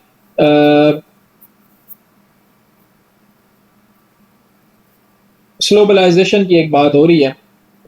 वो क्यों हुई है, उसकी 2-3 वजह है। एक तो चाइना का राइज़, जिस तरह आपने ब्रिक्स की अभी बात की, चाइना का, इंडिया का राइज़। पहले एक हेजेमनी थी यूएस की, जिसने इंश्योर किया हुआ था कि हर तरफ जो है ना वो एक ही पॉलिसी चल रही थी, एक ही करेंसी चल रही थी डॉलर, एक ही लैंग्वेज चल रही थी इंग्लिश, बहुत ज़्यादा उसका एक डोमिनेंस थी, ठीक है? इसी तरह से टेक्नोलॉजी, एक ही मुल्क की टेक्नोलॉजी पूरी दुनिया उसको अडॉप्ट कर रही थी। लेकिन जैसे ही चाइना का राइज़ हमारे सामने आया, तो वो एक बड़ा चैलेंज बन के सामने आया ग्लोबलाइजेशन को। फिर जब पैंडेमिक आई, तो ग्लोबल सप्लाई चेन्स के हवाले से हमें बहुत बड़ा एक चैलेंज नज़र आया, ठीक है? तो ये कुछ ऐसे चैलेंजेस हैं जो इस वक़्त बहुत ज़्यादा ग्लोबलाइजेशन फेस कर रही है। लेकिन जो अगर आप देखें कि टेक्नोलॉजी इतनी इवॉल्व हो चुकी है कि इंटरकनेक्टेडनेस को आप ख़त्म नहीं कर सकते। जो मल्टीलैटरल थ्रेट्स आपके सामने आ रहे हैं, आप एक स्टेट उनको डील नहीं कर सकती, सो आपको ग्लोबल रिस्पॉन्स उसके अंदर भी चाहिए। पैंडेमिक्स या इस तरह के इश्यूज आते हैं, तो उसके अंदर भी आपको चाहिए ग्लोबल रिस्पॉन्स। फिर ट्रेड इतनी ज़्यादा हो चुकी है कि आप ज़रूरतें पूरी नहीं हो सकती, लोगों को आदत हो चुकी है, मुल्कों को आदत हो चुकी है, रिलायंस बहुत ज़्यादा है, तो ये ट्रेड, इंटरनेशनल ट्रेड भी आपकी चलती रहेगी। सो ग्लोबलाइजेशन जो है वो इतनी जल्दी हमारे पास से ख़त्म नहीं होने वाली। तो एक बहुत ही बड़ा डिज़ास्टर आपके सामने अगर आ जाता है दुनिया के अंदर, या बहुत ही ज़्यादा कोई एक राइवलरी बढ़ जाती है चाइना और यूएस की, जिसके अंदर ब्लॉक पॉलिटिक्स अगेन शुरू हो जाती है और उसके अंदर बहुत ज़्यादा प्रॉब्लम्स आती हैं, तो फिर ग्लोबलाइजेशन को आप कहेंगे कि बहुत एक सीवियर थ्रेट है। अदरवाइज बहुत सारी चीज़ें हैं जिनकी वजह से ग्लोबलाइजेशन को आप ख़त्म नहीं कर सकते। उसको अगेन फिर आगे कॉन्सेप्ट है स्लोबलाइजेशन। तो जो एक्सपर्ट्स हैं वो कहते हैं कि जी ग्लोबलाइजेशन ख़त्म नहीं होगी, लेकिन स्लोबलाइजेशन का एक फिनोमेना हमारे सामने आ गया है। यानी जो है कि ग्लोबलाइजेशन अब बढ़ नहीं रही, अब वो एक जगह पे आके काफ़ी हद तक रुक गई है। उसकी कुछ खास रीज़न्स हैं। क्या रीज़न्स हैं उसकी? 2008 के अंदर अगर आपको पता हो कि एक फाइनेंशियल क्राइसिस आया था बहुत सीवियर किस्म का, जिसका एक जो रीज़न थी वो बैंकिंग सेक्टर के अंदर कुछ खास फ्रॉड्स थे यूएस के अंदर, रियल एस्टेट के अंदर, जिसकी वजह से वो क्राइसिस वहाँ पे आया। वहाँ पे जब आया तो फिर वो पूरी दुनिया के अंदर आया, लेकिन उसके अंदर चाइना जो है वो काफ़ी हद तक महफूज रहा। चाइना और इंडिया दोनों ऐसी मार्केट्स थी जो उनके ऊपर इतना ज़्यादा उनका इम्पैक्ट 2008 के फाइनेंशियल क्राइसिस का नहीं हुआ। लेकिन उसकी वजह से एक जो है ना एक बहुत बड़ा धचका लगा ग्लोबलाइजेशन को, क्योंकि जो है ना उसकी वजह से मार्केट इकोनॉमी काफ़ी स्लो हो गई। सो पहला वो इकोनॉमिक स्लो डाउन वहां से स्टार्ट हुआ, और फिर उसके बाद क्या हुआ, आपके पास कोविड की पेंडेमिक आ गई, ठीक है? तो 2008 के बाद भी कुछ प्रोटेक्शनिस्ट पॉलिसीज हमें नजर आई, लेकिन जो कोविड की जो पेंडेमिक थी उसकी वजह से ग्लोबल सप्लाई चेन्स के अंदर बहुत ज्यादा डिस्ट्रप्शन हुई। एक कंटेनर जो पहले चाइना से चलता था और लेट से वो एक हफ्ते के अंदर यूएस के अंदर वो डिलीवरी उसके अंदर हो जाती थी, कोविड की वजह से वो 2-2 3-3 महीने फंसा रहा, तो जिसकी वजह से कंपनीज को लगा कि हमें एक रीजनल जो सोर्सेज हैं उनको एक्सप्लॉइट करना चाहिए, उनको यूज करना चाहिए, बजाय इसके कि हम पूरी दुनिया से एक चीज जो हम थाईलैंड से मंगवा रहे हैं, न्यूयॉर्क के अंदर वो उसकी प्रोसेसिंग हो रही है, फिर वो हम बेच रहे हैं इंडिया के अंदर। तो उन्होंने कहा कि आप मार्केट्स जो है ना वो थोड़ी रीजनल लेवल पे देखें, और जो आपकी सोर्स आपका है वो भी आप थोड़ा सा रीजनल देखें। तो ये थोड़ा सा सप्लाई चेन्स की जो है डिसरप्शन, इसने काफी रिडक्शन हुई इसकी वजह से इंटरनेशनल ट्रेड के अंदर। फिर इन्हीं फैक्टर्स की वजह से रीजनलिज्म का एक फिनोमेना हमारे सामने आया, जिसके अंदर कंट्रीज ने ये कोशिश की कि अपने जो एरिया है उसके अंदर वो एक कोऑपरेशन को बढ़ा के, ताकि दूर की जो रिसोर्सेज हैं अगेन उसके अंदर फिर कुछ खास स्ट्रेंथन हुई। जैसे आपका जो साउथ ईस्ट एशियन स्टेट्स हैं उनकी एक अपनी एक जो है उन्होंने ज़्यादा सप्लाई चेन को और अपनी जो मार्केट को उन्होंने वहाँ पे स्ट्रेंथन किया। इसी तरह यूरोपियन यूनियन ने कोशिश की कि वो अपने मार्केट को स्ट्रॉन्ग करें, रिसोर्सेज को स्ट्रॉन्ग करें। चाइना ने कोशिश की कि वो अपने रीजन के अंदर स्ट्रॉन्ग करें, या अपने ख़ास मुल्कों के अंदर, अफ्रीका के अंदर या पाकिस्तान के अंदर या एशिया के अंदर अपना एक ख़ास इन्फ्लुएंस बनाए। तो एक रीजनलिज्म का जो है ना वो फिनोमेना हमारे सामने आया है कुछ अरसे से, उसकी वजह से ग्लोबलाइजेशन का फिनोमेना आया है। फिर नेशनलिज्म और प्रोटेक्शनिज्म एक खास जो है ना उसकी वजह से, जैसे अमेरिका की अगर आप मिसाल लें तो ट्रंप ने कहा था मेक अमेरिका ग्रेट अगेन, और दूसरी उसने कहा था कि America will not act as a global policeman anymore, कि हम नहीं चाहते कि हम पूरी दुनिया के अंदर सारी चीज़ों को, जहाँ पे कोई प्रॉब्लम हो रही है तो हम अमेरिका वहाँ पे पहुँच जाता है, तो हम ये चीज़ नहीं करेंगे। तो उसकी वजह से काफ़ी ज़्यादा ना अमेरिका ने स्टेप बैक लिया मिडल ईस्ट के अंदर ख़ास तौर पे। फिर एक स्पेस चाइना को भी मिली, तो उसकी वजह से जो ज़ाहिर है ग्लोबलाइज़ेशन कनेक्टेड है यूएस के साथ और उसकी हेजेमनी के साथ, तो उसकी वजह से फिर एक प्रोटेक्शनिज्म जो है बाकी मुल्कों ने भी सोचा कि अगर यूएस पीछे हट रहा है तो फिर हमें भी थोड़ा करना चाहिए। फिर यूएस चाइना ट्रेड वॉर का बहुत ज़्यादा इसके ऊपर असर पड़ा, टैरिफ्स लगाए यूएस ने। ऑल्दो यूएस जो है वो फ्री ट्रेड का एक चैंपियन था, वो फ्री ट्रेड को सपोर्ट करता था, लेकिन चाइना के मामले में उन्होंने इसको जो है वो रियलिस्ट अप्रोच रखी, खास तौर पे ट्रंप एडमिनिस्ट्रेशन ने। तो उन्होंने टैरिफ्स को बहुत ज़्यादा बढ़ाया, बदले में चाइना ने टैरिफ्स को बहुत ज़्यादा बढ़ाया। फिर इसी तरह टेक्नोलॉजी के ऊपर बैन्स किए गए, हुआवे को और 5G को टेक्नोलॉजी को, फिर एआई की रेस स्टार्ट हो गई। तो उसकी वजह से फिर जो है ना वो मुल्कों ने कोशिश की कि वो सेल्फ सफिशिएंसी की तरफ जाएं। फिर सप्लाई चेन डाइवर्सिफिकेशन हम पढ़ ही चुके हैं कि उसकी रीजनल जो है ना उन्होंने कोशिश की कि चाइना को रिप्लेस करें। चाइना, एक तो प्रॉब्लम कोविड भी थी, दूसरी ये अगेन जो ग्रेट पावर पॉलिटिक्स है उसके अंदर भी चाइना का जो है ना वो अब एप्पल मूव कर रहा है चाइना से बाहर, और गूगल भी मूव कर रहा है चाइना से बाहर। अपनी जो उनकी इंडस्ट्रीज हैं खास तौर पे इंडिया के अंदर जा रहे हैं, कोशिश कर रहे हैं कि इंडिया को वो सेंटर बनाए, चाइना से मूव करें। उसके अंदर अगेन दो चीज़ें आ जाती हैं, मेन चीज़ तो उसके अंदर ग्रेट पावर पॉलिटिक्स ही है जो बहुत ज़्यादा इसका इम्पैक्ट डाल रही है। फिर एनवायरमेंटल कंसर्न्स भी आ जाते हैं बहुत ज़्यादा कि जो है आपको इकोनॉमिक ग्रोथ चाहिए तो है, लेकिन कितनी चाहिए है, क्या आप बिल्कुल क्लाइमेट चेंज को इग्नोर करके कर दें। तो काफ़ी सारी कंपनीज हैं जिन्होंने सस्टेनेबल गोल्स को जो है वो रखा है अपने सामने। तो फिर जो देखिए, जब आप चाइना से एक चीज़ मंगवा रहे हैं यूएस के लिए, तो उसके आपका कार्बन फुटप्रिंट बहुत ज़्यादा बढ़ जाता है। तो फिर जो काफ़ी सारे पॉलिसी मेकर्स हैं उन्होंने डिसाइड किया कि बेहतर है कि आप चीज़ों को एक रीजन्स के अंदर रीजनलिज्म अगेन उसकी वजह से बढ़ा कि आप कार्बन फुटप्रिंट को कम करें और कोशिश करें कि रिसोर्सेज चाहे आपको कुछ महंगी भी मिलती हैं तो भी कोई बात नहीं, लेकिन आप उनको करीब से मंगवाने की कोशिश करें। फिर अगेन कोविड-19 उसके अंदर एक आ जाती है, तो ये लिंक्ड हैं। आप पीछे इसके अंदर क्योंकि हम चैलेंजेस के अंदर पढ़ रहे हैं, तो जो है ना ये चीज़ें हमने पढ़ ली हैं इसके अंदर के सप्लाई चेन रिजिलियंस क्या है कि आपकी जब आप अपने मुल्क के अंदर से उसको सोर्स कर रहे हैं या अपने साथ वाले पड़ोसी मुल्क से सोर्स कर रहे हैं तो बेहतर है, बजाय इसके कि आप 5,000 किलोमीटर्स अवे से आपकी कोई चीज़ आ रही है। तो ये सप्लाई चेन डिस्ट्रप्शंस की वजह से भी काफ़ी इसका पड़ा है। एक जहाँ पे मैंने ये लिंक ऐड कर दिया है, ये इकोनॉमिक ग्लोबलाइजेशन के हवाले से बड़ा अच्छा लिखा हुआ था। हेवुड की बुक थी शायद उसके अंदर, तो वो काफ़ी लंबा है, 4-5 पेजेस हैं। अगर आपको इंटरेस्ट हो तो आप पढ़ लें, बहुत अच्छा उसके अंदर ग्लोबलाइजेशन को उन्होंने किया है, कैपिटलिज्म को भी। तो ये मैंने उसके नोट्स जो है ना वो बना के तो इसमें ऐड कर दिए हैं, ये आप लोग पढ़ सकते हैं इसके अंदर।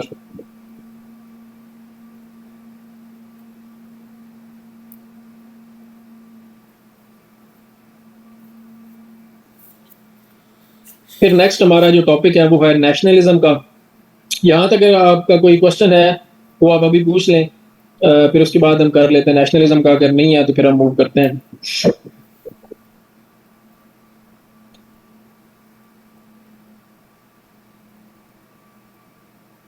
चलें, नेशनलिज्म की एक ये कोर कॉन्सेप्ट है, किसी हद तक आप इसको आईआर का कह सकते हैं। इसकी तारीख अगर आप देखना चाहें, चले हम हिस्टोरिकल पर्सपेक्टिव इसका पढ़ेंगे। मेनली नेशनलिज्म है क्या? ये एक पॉलिटिकल आइडियोलॉजी है और ये एक इसको आप सेंटिमेंट भी कह सकते हैं। सिर्फ ये आइडियोलॉजी नहीं है, ये एक सेंटिमेंट भी है कि आप एक एक एक पॉपुलेशन किसी रीजन की, किसी खत्ते की, किसी मुल्क की अपने आप को एक डिफरेंट नेशन कंसिडर करती है, उसकी वो डिफरेंट रीजंस अपने जहन में बनाती है। फॉर एग्जांपल इंटरेस्ट्स हो सकते हैं, लेकिन उससे ज़्यादा चीज़ें होती हैं, आइडेंटिटी, ठीक है, और उसके बाद कल्चर, लैंग्वेज, हिस्टोरिकल जो आपका एक डेवलपमेंट है उसको आप कह सकते हैं, या आपका एक जियोग्राफिकल लोकेशन हो सकती है। तो इनकी बेसिस के ऊपर अगर आप एक ख़ास सेंटिमेंट रखते हैं, एक स्टेट की तरह, आप कहते हैं कि हमारी एक ख़ास स्टेट है, इसके अंदर एक ख़ास एथनिसिटी के, एक ख़ास लैंग्वेज के, एक ख़ास रिलीजन के, या एक ख़ास कल्चरल बैकग्राउंड के, या एक ख़ास हिस्ट्री रखने वाले लोग अगर रहते हैं, तो उनको एक हक होना चाहिए कि वो अपनी एक स्टेट बनाएं। ये क्या एम्फसाइज करता है? ये एक खास नेशन स्टेट को एम्फसाइज करता है वो उसी के इंटरेस्ट के ऊपर बात करता है, वो उसी की आइडेंटिटी को लेके अपनी आइडेंटिटी को डिफाइन करवाता है और उसी की सॉवरेनिटी के ऊपर ये बेस्ड होता है, ठीक है? एक ख़ास अटैचमेंट होती है आपको अपनी एक कौम के साथ और एक अपने मुल्क के साथ, अपनी टेरिटरी के साथ, और आपको साथ में सेल्फ डिटर्मिनेशन का एक प्रिंसिपल चाहिए होता है जिसकी तरफ आप जाते हैं। तो ये एक नेशनलिज़्म की एक कोई अच्छी डेफिनिशन तो मैं इसको नहीं कह सकता, लेकिन समझाने के लिए आपको मैंने ये बताया कि ये क्या है कि आपका एक ख़ास सेंटिमेंट होता है अपने मुल्क की तरफ, अपने जो पॉपुलेशन है उसकी तरफ। इसके अंदर एक के अज़ीज़ की एक बुक है, स्टडी इन नेशनलिज़्म।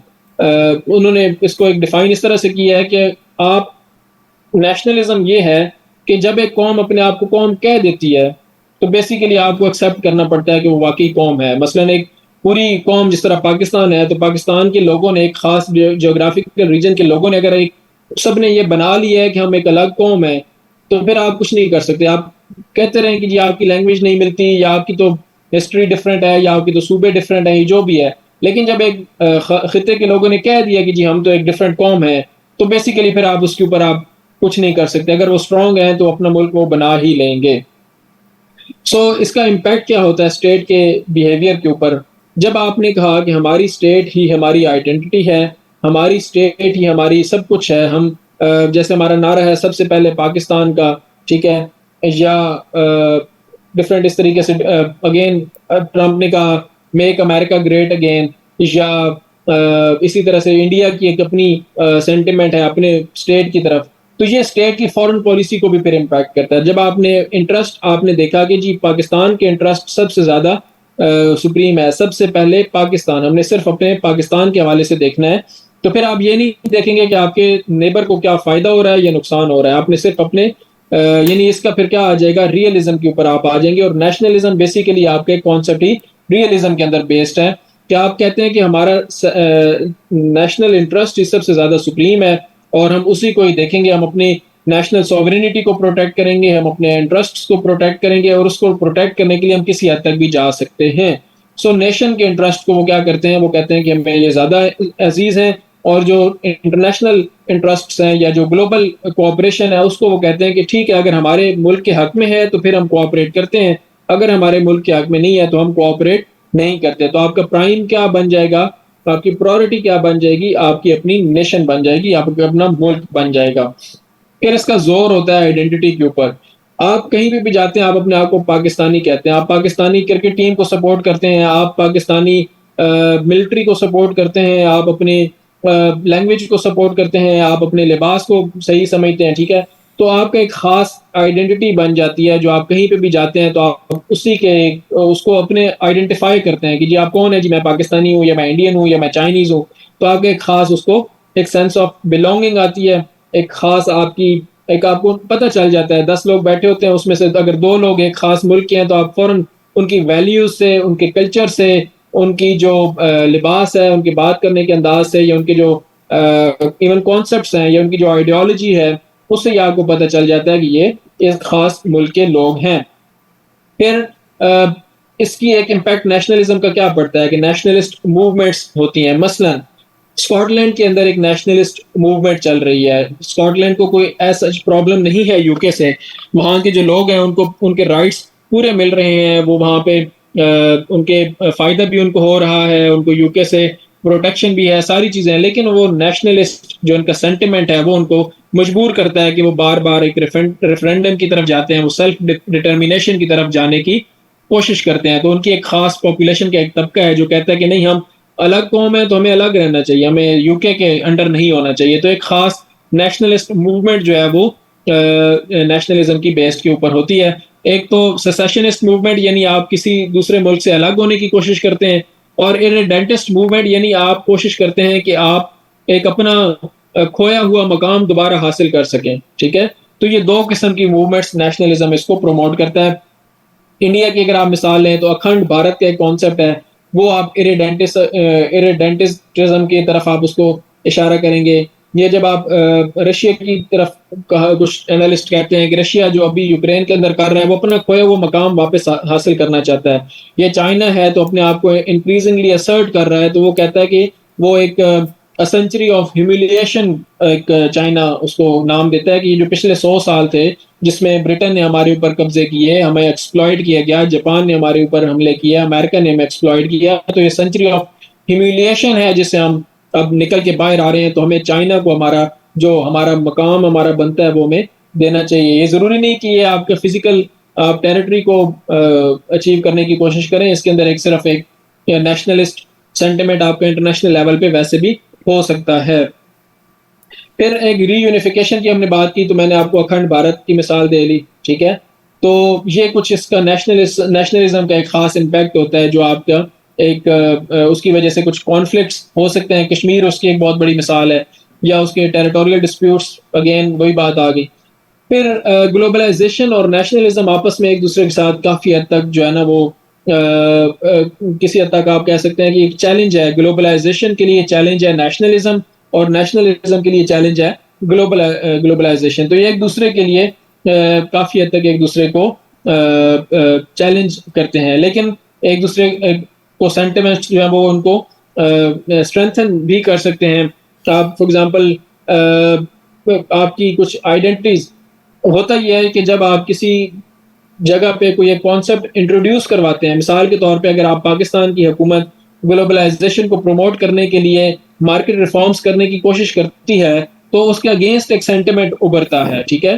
तो ये जो ग्लोबलाइज़ेशन का फिनोमेना है, ये कई दफ़ा नेशनलिज़्म को प्रमोट करने का बायस बन जाता है। उसमें जब नेशनलिस्ट एक्टर्स होते हैं, वो जब जीत जाते हैं, वो स्ट्रॉन्ग हो जाते हैं, तो फिर आपको जो डी-ग्लोबलाइज़ेशन फ़ौरन से आपको एक तरह से नज़र आती है। तो जब भी एक नेशनलिज़्म तो हो सकता है ग्लोबलाइजेशन नेशनलिज्म को प्रमोट करे, हो सकता है ग्लोबलाइजेशन नेशनलिज्म को कम करे। जिस तरह से आप यूरोपियन यूनियन की मिसाल लें तो नेशनलिज्म उन्होंने काफ़ी हद तक उसको रिड्यूस किया है, उसको कंडेम किया है कि ये एक अच्छी चीज़ नहीं है। वर्ल्ड वॉर 1 के अंदर नेशनलिज्म का एक बड़ा आपको स्विंग नज़र आती है कि डिफरेंट नेशन स्टेट्स ने एक दूसरे के ऊपर एक ग्लोरी का उसके अंदर कॉन्सेप्ट था और उसको ग्लोरीफाई किया वॉर को और कॉन्फ्लिक्ट को, तो उसका एक फिर नतीजा वर्ल्ड वॉर 1 नज़र आई।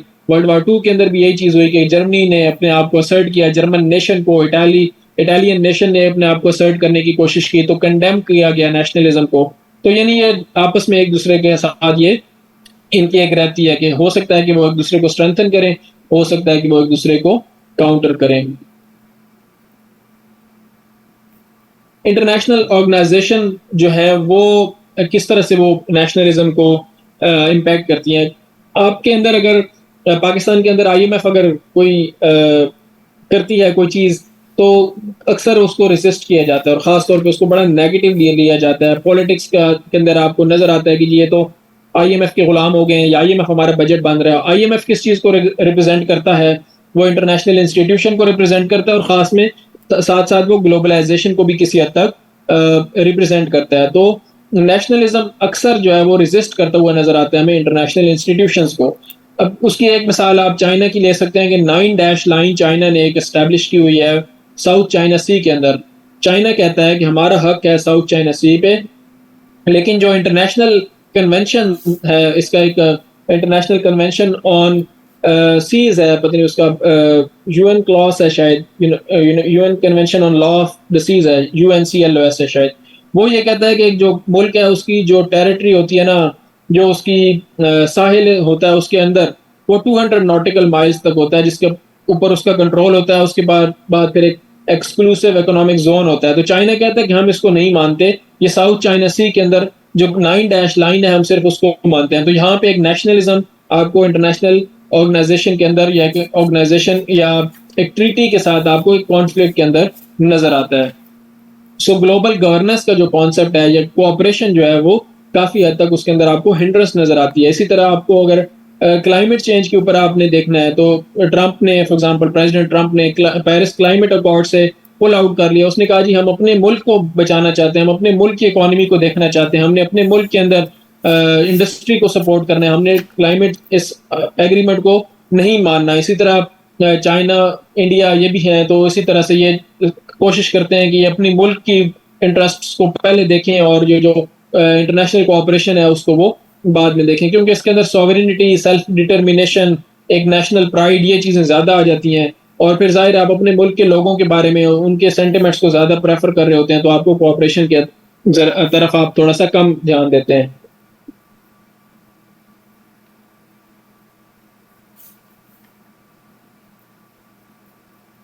फिर नेशनलिज्म का एक एथनो नेशनलिज्म थोड़ा सा उसमें ज्यादा एम्फोसिस चला जाता है, जब एक आप बहुत ज्यादा एथनिसिटी और कल्चरल आइडेंटिटी को इंपॉर्टेंस ज्यादा देते हैं, तो फिर एथनो नेशनलिज्म का एक फिनोमेनन इमर्ज करता है, जो कि एथनोसेंट्रिज्म। एथनोसेंट्रिज्म का मतलब ये है कि आप अपने कल्चर को दूसरों से सुपीरियर समझना शुरू कर देते हैं। तो उसकी वजह से फिर आप कहते हैं कि जी हमने, जिस तरह व्हाइट मैंस बर्डन एक कॉन्सेप्ट है, तो व्हाइट सुप्रीमेसी का एक बात है कि जी हम सुपीरियर हैं, हमारी वैल्यू सुपीरियर है, हमने आपको सिखानी है ये। तो ये वेस्ट बार बार ये कोशिश करने की करता रहता है, पाकिस्तान के अंदर भी, इंडिया के अंदर भी क्रिटिसाइज बहुत ज्यादा करता है ह्यूमन राइट्स के ऊपर, वेमेन राइट्स के ऊपर, इन चीजों के ऊपर। वो उनका एक वो समझते हैं कि हमारे जो वैल्यूज हैं वो सुपीरियर हैं, वो एक एथनोसेंट्रिज्म की एक निशानी है। फिर नेशनलिस्ट पॉपुलिज्म, इसकी सबसे बड़ी मिसाल हिटलर, मुसोलिनी, ये दो लीडर्स हैं जिन्होंने इटालियन फैशिज्म और नाजीज्म को पॉपुलिस्ट मूवमेंट्स के जरिए से एक्सप्लॉइट भी किया, यूज भी किया, उनको बढ़ाया भी सही। इसी तरह पीछे कुछ अर्सा पहले एक नेशनलिज्म की, एक पॉपुलिज्म की एक फिजा नजर आई थी। प्रेसिडेंट ट्रंप को कहा जाता था कि वो पॉपुलिस्ट लीडर हैं। प्राइम मिनिस्टर नरेंद्र मोदी के बारे में भी यही कहा जाता है कि वो भी पॉपुलिज्म को यूज कर रहे हैं। तो इस तरह से बोल्सोनारो ब्राजील के प्रेसिडेंट थे, उन पर भी यही इल्जाम लगाया जाता था। तो ये पॉपुलिस्ट मूवमेंट जो है ये भी पीछे भी जो है ना वो स्टार्ट हुई है, जिनकी वजह से फिर इनके इम्पैक्ट्स आए। यानी इमिग्रेशन के ऊपर भी इसका आया। इमिग्रेशन का खास तौर पे marine Le Pen, French nationalist leader हैं, उन्होंने किया। इसी तरह जर्मनी के अंदर नेशनलिस्ट ने ये कोशिश की कि इमिग्रेशन को रोका जा सके। ब्रेग्जिट, इसकी आपको एक मिसाल नजर आती है कि उन्होंने यूरोपियन यूनियन से अलहदगी इख्तियार कर ली, वो भी नेशनलिस्ट की एक चीज़ थी। ठीक है, तो ये कुछ खास आपको नजर आती हैं जो जिसका एक असर पड़ा पॉपुलिज्म का और नेशनलिस्ट पॉपुलिज्म का डिफरेंट इंटरनेशनल नॉर्म्स के ऊपर। फिर इसको आपने बैलेंस करना पड़ता है इंटरनेशनल कोऑपरेशन के साथ, और नेशनलिज्म को कई दफ़ा एक टूल के तौर पे भी इस्तेमाल किया जाता है। लीडर्स इस्तेमाल करते हैं, मुल्क इस्तेमाल करते हैं, जंगें भी इसकी वजह से होती हैं। आप डिफरेंट पॉलिसीज़ को सपोर्ट करने के लिए आप नेशनलिज्म का इस्तेमाल कर लेते हो। कई दफ़ा मुल्कों की इलीट भी इसको एक्सप्लॉइट करती है, नेशनलिज्म के ऊपर लोगों को बेवकूफ़ बनाया जाता है। तो ये कुछ कुछ एक टूल के तौर पे भी इसको इस्तेमाल किया जा सकता है, डोमेस्टिक भी और इंटरनेशनल लेवल पे भी। अच्छा, इसकी जो हिस्ट्री है इसको ब्रीफली देख लेते हैं। इसके बाद हम नेक्स्ट लेक्चर में करेंगे ताकि हमारा जो नेशनलिज्म कंप्लीट हो जाए। मॉडर्न नेशनलिज्म कहाँ से इमर्ज किया, इसको आप अगर थोड़ा बहुत पीछे लेके जाएं तो जो एनलाइटनमेंट का जो पीरियड था, वहां पे आपको ये एक सोशल कॉन्ट्रैक्ट वहां पे आपको नजर आता है इमर्ज करता हुआ। सोशल कॉन्ट्रैक्ट के अंदर नेशनलिज्म के एक एस्पेक्ट है। जब आपने ये कह दिया ना कि एक अवाम फैसला करेगी कि उसके हुक्मरान कौन होंगे, तो फिर साथ ही आपको ये देखना पड़ेगा कि कौन सी अवाम। क्या पाकिस्तान की अवाम ये फैसला करेगी कि यूके के हुक्मरान कौन होंगे, या एक खास आपको टेरिटरी डिसाइड करनी पड़ेगी। अब आपने टेरिटरी डिसाइड की तो फिर उसके अंदर कौन कौन से लोग होंगे। क्या उसके अंदर अफगानिस्तान के लोग भी होंगे, पाकिस्तान और अफगानिस्तान की टेरिटरी इकट्ठी है, तो क्या इन दोनों को मिला के एक कौम बनाई जाएगी और ये डिसाइड करेंगे कि उनका हुक्मरान कौन होगा। तो जैसे ही आपने एक सोशल कॉन्ट्रैक्ट की बुनियाद रखी, आपने ये कहा कि अवाम ये डिसाइड करेंगे कि हुक्मरान कौन होंगे, तो फिर आपको अवाम को डिस्क्राइब करना पड़ा, डिफाइन करना पड़ा कि कौन सी अवाम। जैसे ही आपने ये किया तो फिर आपको एक खास अवाम, यानी ये फिर स्टार्ट कहाँ से हुआ, फ्रेंच रेवोल्यूशन या अमेरिकन रेवोल्यूशन से जब ये स्टार्ट हुआ, तो सबसे पहले क्या बात की गई, अमेरिकन रेवोल्यूशन जब हुई तो उसके अंदर वी द पीपल की बात हुई। और वी द पीपल से क्या मुराद है कि हम कौन से, एक खास आइडेंटिटी, वो कौन से लोग जो वो कॉलोनीज थी, जो अमेरिका के अंदर जाके बसे थे और उन्होंने 100 साल 200 साल के बाद एक अपना कल्चर आइडेंटिटी इमर्ज हुई, तो वो लोग उन्होंने कहा कि हम लोग ये डिसाइड करेंगे कि हमारा हुक्मरान कौन होगा, हमारा आइन क्या होगा, हमारी वैल्यूज क्या होंगी। तो एक नेशन का कॉन्सेप्ट इमर्ज किया अमेरिकन रेवोल्यूशन से, और फिर ये बढ़ा फ्रेंच रेवोल्यूशन के जरिए, जिन्होंने क्या कहा, नेशनल सॉवरेनिटी होनी चाहिए और राइट टू सेल्फ डिटर्मिनेशन होना चाहिए, और गवर्नमेंट लोगों की पॉपुलर विल से होनी चाहिए, कलेक्टिव विल। जान जाक रूसो का कॉन्सेप्ट था, उसने कहा कि कलेक्टिव विल होनी चाहिए, जनरल विल होती है जो लोग स्टेट को देते हैं और फिर उसको हुक्मरानी का हक देते हैं। ठीक है, तो ये जो इसकी बेस है वो आप ट्रेस करेंगे अमेरिकन और फ्रेंच रेवोल्यूशन के जो इवेंट्स थे उन पे, और इसकी आप जो फिलोसॉफिकल देखेंगे तो वो एनलाइटनमेंट और सोशल कॉन्ट्रैक्ट के अंदर आप इसको देखेंगे। फ्रेंच रेवोल्यूशन ने क्या किया फ्रेंच रेवोल्यूशन ने, अब अमेरिकन रेवोल्यूशन का मैंने आपको बता दिया, यहाँ पे मेंशन नहीं है, आप उसको भी ज़रूर देख लीजिएगा, इसके अंदर पॉइंट ऐड कर लीजिएगा कि अमेरिकन रेवोल्यूशन ने भी यही किया कि उन्होंने कहा कि खास हम कौम है और हम ही डिसाइड करेंगे कि हमारे हुक्मरान कौन होंगे, हम ही अपना लॉ बनाएंगे, ठीक है, तो उसके बगैर हम ये चीज़ें नहीं करने देंगे। फिर फ्रेंच रेवोल्यूशन ने इस चीज़ को बहुत ज़्यादा बढ़ा दिया, लिबर्टी, इगैलिटी, फ्रेटर्निटी, ये उनका एक नारा था फ्रेंच रेवोल्यूशन का, जो भी उनके पार्लियामेंट के बाहर लिखा हुआ है। लिबर्टी का मतलब कि आज़ादी, फ्रेटर्निटी का मतलब ब्रदरहुड, और ब्रदरहुड का मतलब नेशनलिज्म। तो ये खास उन्होंने कहा कि हमारी एक खास नेशन है, तो हम खुद डिसाइड करेंगे कि हमारा हुक्मरान कौन होगा, और हमारी एक खास कौम है, और वो कौम कौन किस बेस पे उन्होंने की, उसको उन्होंने किया मेजरली लैंग्वेज की बेस पे, खास जो फ्रेंच लैंग्वेज थी, ये लिबर्टी, इक्वालिटी और फ्रेटर्निटी का उनका एक नारा था। इसने फिर इंस्पायर किया पूरे यूरोप को, नेशनलिस्ट मूवमेंट पूरे यूरोप में फिर उस वक्त फैली थी। 1815 के अंदर नेपोलियनिक वॉर्स तो खत्म हो गई थी, लेकिन उसका सेंटिमेंट खत्म नहीं हुआ था। उसकी वजह से काफी ज्यादा जो है वो एक सेंटिमेंट बढ़ा नेशनलिज्म का, यानी मुख्तलिफ मुल्कों के लोगों ने ये सोचना शुरू कर दिया कि हमारे ऊपर जो बादशाह बैठे हुए हैं, इसको तो हक ही नहीं है हमारे ऊपर हुकूमत करने का, हमारा अपना एक निज़ाम होना चाहिए। तो अगेन जैसे ही उन्होंने ये कहा कि हमारा अपना निज़ाम होना चाहिए, तो आपको डिसाइड करना पड़ा कि कौन लोग डिसाइड करेंगे कि हमारा ये कौम के अंदर, कौमियत के अंदर कौन कौन से लोग आएंगे। नेशन स्टेट का या एक सिटी स्टेट का एक कॉन्सेप्ट था ग्रीक पीरियड के अंदर भी, लेकिन ये बहुत दूर बात चली जाएगी। अब इसको अगर आप इसी तरह से रखें कि आपने एक नेशनैलिटी डिसाइड करनी है, तो वो नेशनैलिटी कहाँ से डिसाइड होगी, आपने किसी हद तक उसको देखना होगा कि लैंग्वेज क्या है या कल्चर क्या है, कोई आप उसके एक बनाएंगे, एक सेंटिमेंट होगा, वो नेशनलिज्म का सेंटिमेंट फिर आपका एक इमर्ज करेगा एक पॉलिटिकल सेटअप के अंदर। सो उसके अंदर नेपोलियन जो है उसका एक बड़ा एक रोल था, वो चाहता था कि जो रेवोल्यूशनरी आइडियाज हैं फ्रांस के, उनको एक्सपोर्ट किया जाए। वो यूएस सॉरी यूएस तक तो खैर पहुंच गए थे, पहले ही पहुंच गए थे, यूके के अंदर, जर्मनी के अंदर, इन सारे मुल्कों के अंदर उसको एक्सपोर्ट किया जाए। तो फ्रांस के इस एक्ट की वजह से खास नेशनलिस्ट मूवमेंट बढ़ी, और फिर यूनिफिकेशन हुई। यूनिफिकेशन किसकी हुई? जर्मनी की यूनिफिकेशन हुई 1861 के अंदर, और इटली की यूनिफिकेशन हुई आई थिंक 1869 या 1859, इस दौर के अंदर, वो भी कहीं पे शायद लिखा हुआ होगा। तो उसकी वजह से फिर एक नेशनलिस्ट सेंटिमेंट बहुत बढ़ गया। कांग्रेस ऑफ वियना के अंदर एक जो एक मोनार्की थी, उनको रिस्टोर तो कर दिया गया, लेकिन इस सेंटिमेंट को खत्म नहीं किया जा सका। 1648 के अंदर फिर जाके यूके के अंदर जो है वो एक किंग को कत्ल कर दिया गया, वो भी एक नेशनलिस्ट मूवमेंट थी, जिसकी वजह से क्रोमवेल उनका एक चांसलर बना, और उस वक्त भी एक उसी नेशनलिस्ट मूवमेंट ने किंग को बेहेड कर दिया। फ्रेंच रेवोल्यूशन के अंदर तो खैर उन्होंने गिलिटीन लगाई थी, और जो भी आता था उसको बेड कर देते थे, मार देते थे, उसको गला काट देते थे। उसकी वजह से फिर जो नेशन स्टेट्स हैं वो इमर्ज की, ठीक है। 1861 के अंदर यूनिफिकेशन ऑफ इटली, और 1871 के अंदर यूनिफिकेशन ऑफ जर्मनी। ये बहुत इंपॉर्टेंट इवेंट्स थे। Congress of Vienna, concert of Europe, Napoleonic Wars, French revolution, American revolution, ये बहुत ज्यादा इंपॉर्टेंट थे in terms of nationalism, in terms of evolution of nation state. ये नेशनलिज्म और नेशन स्टेट की एवोल्यूशन एक काफी हद तक एक दूसरे के साथ मिलती जुलती है। फिर काफी हद तक ये चीजें मैं आपको नेशन स्टेट के अंदर मेरे ख्याल में पढ़ा भी चुका हूँ। नेशनलिज्म कॉलोनाइज्ड रीजन्स के अंदर बढ़ा, और आप इसकी मिसाल, पाकिस्तान एक बहुत बड़ी मिसाल है, इंडिया इसकी मिसाल है। डीकोलोनाइजेशन इसकी वजह से हुई थी। Austro Hungarian empire first world war के बाद खत्म हुई, उसके बाद ऑटोमैन एम्पायर खत्म हुई। इन दोनों एम्पायर्स के अंदर से तकरीबन 30 से 40 के करीब मुल्क जो है वो आज़ाद हुए थे। तो वो नेशन स्टेट्स जो मर्ज हुई, तो नेशनलिज्म काफ़ी स्ट्रेंथन हुआ, एक ट्रेंड बन गया, सबको ये लगा कि हम सबको एक सेल्फ डिटर्मिनेशन का हक होना चाहिए। फिर वर्ल्ड वार टू जब हुई, तो फिर एक ट्रू सेंस में नेशन स्टेट सिस्टम आपके सामने आया, और नेशनलिज्म एक बहुत ज़्यादा आपको नजर आया, खास तौर पे जब डीकोलोनाइजेशन हुई।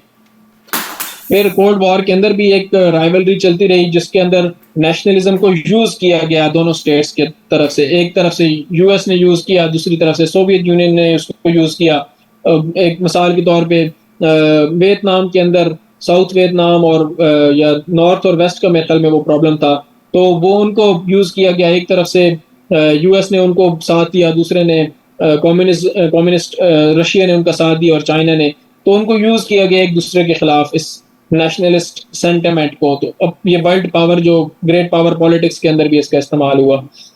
कंटेम्परेरी नेशनलिज्म की अगर आप बात करें तो इस वक्त भी नेशनलिज्म एक बहुत इंपॉर्टेंट फिनोमेना है। इसको बार बार जो है वो एनालिस्ट दफन करने की कोशिश करते हैं, ये बार बार री इमर्ज करने की कोशिश करता है। फर्स्ट वर्ल्ड वॉर के बाद ये इसको कंडेम किया गया, यूटोपियनिज्म को करने की कोशिश की गई कि नेशनलिज्म नहीं होना चाहिए, लेकिन फिर आपका पॉपुलिस्ट लीडर्स ने इसको दोबारा जिंदा किया। और फिर सेकेंड वर्ल्ड वॉर के बाद फिर इसको कोशिश की गई कि इसको कंडेम किया जाए, क्योंकि नेशनलिज्म जो है वो वॉर्स का बायस बनता है और इसकी वजह से कॉन्फ्लिक्ट बहुत बढ़ता है। लेकिन फिर अभी आजकल के दौर में भी नेशनलिज्म आपको एक फुल अगेन एक रिसर्जेंस उसकी नजर आती है कि ग्लोबलाइजेशन को एक बहुत बड़ा चैलेंज है नेशनलिज्म। और आइडेंटिटीज जो है वो आपको यूएस वाले कहते हैं कि जी हमारी अपनी एक आइडेंटिटी है, हम क्यों एक ग्लोबल कम्युनिटी के अंदर हिस्सा बने, हम इंटरनेशनलिज्म को हम सपोर्ट उस तरीके से नहीं करते। मेट्रोपॉलिटनिज्म की एक चीज आती है इसके अंदर कि हम उसको सपोर्ट नहीं करते, हम नेशनलिज्म को, हमारी अपनी एक आइडेंटिटी है। एक ट्राइबलिज्म की जो एक चीज आती है कि हमारे एक अपने किन्स हैं, हमारे अपने हैं। अदरिंग की एक चीज आती है कि आप हमारे हैं और वो हमारे नहीं है। तो ये नेशनलिज्म अगेन फिर एक रिसर्जेंस आपको ग्लोबल पॉलिटिक्स के अंदर आती है। जी, तो नेक्स्ट एक ऑर्गेनाइजेशंस, ये छोटा सा एक यहाँ पे मैंने ऐड किया हुआ है इंटरनेशनल ऑर्गेनाइजेशंस का। मैंने आपको इंटरनेशनल ऑर्गेनाइजेशंस नहीं पढ़ानी, आपने जो यूनाइटेड नेशंस है, आईएमएफ है, वर्ल्ड बैंक है, ये कहीं से भी आप नोट्स मिल जाएंगे आपको, जो भी वर्ल्ड टाइम्स की किताबों में भी होते हैं। तो इसमें एक लेक्चर जो आपका वो मैं ऐड कर दूंगा कि यूएन का जो रोल है या वो क्या वो खत्म हो रही है, ये उस पर एक डिबेट है जो यूएन के रोल के हवाले से, वो हम पढ़ेंगे। स्ट्रक्चर आपने इन सब ऑर्गेनाइजेशंस का खुद पढ़ लेना है, ये चीजें समझाने वाली है सच कोई इसमें नहीं है। अगर फिर भी कोई कंफ्यूजन हो तो आप पूछ सकते हैं, अदरवाइज आपने उनको खुद से ही पढ़ लेना है। एक चीज यहाँ पे समझाने वाली ये है कि इंटरनेशनल ऑर्गेनाइजेशंस के हवाले से आप बार बार मेरे से पूछते हैं कि थ्योरीज को अप्लाई किस तरह से किया जाता है। तो लिबरल्स और रियलिस्ट्स का डिफरेंट व्यू है इंटरनेशनल ऑर्गेनाइजेशंस के हवाले से। आपके पास अगर इस तरह का क्वेश्चन आता है तो आप उसके अंदर ये थ्योरीज मेंशन जरूर करें कि लिबरल्स इसके बारे में क्या कहते हैं, लिबरलिज्म इसके बारे में क्या कहता है, और रियलिज्म इसके बारे में क्या कहता है।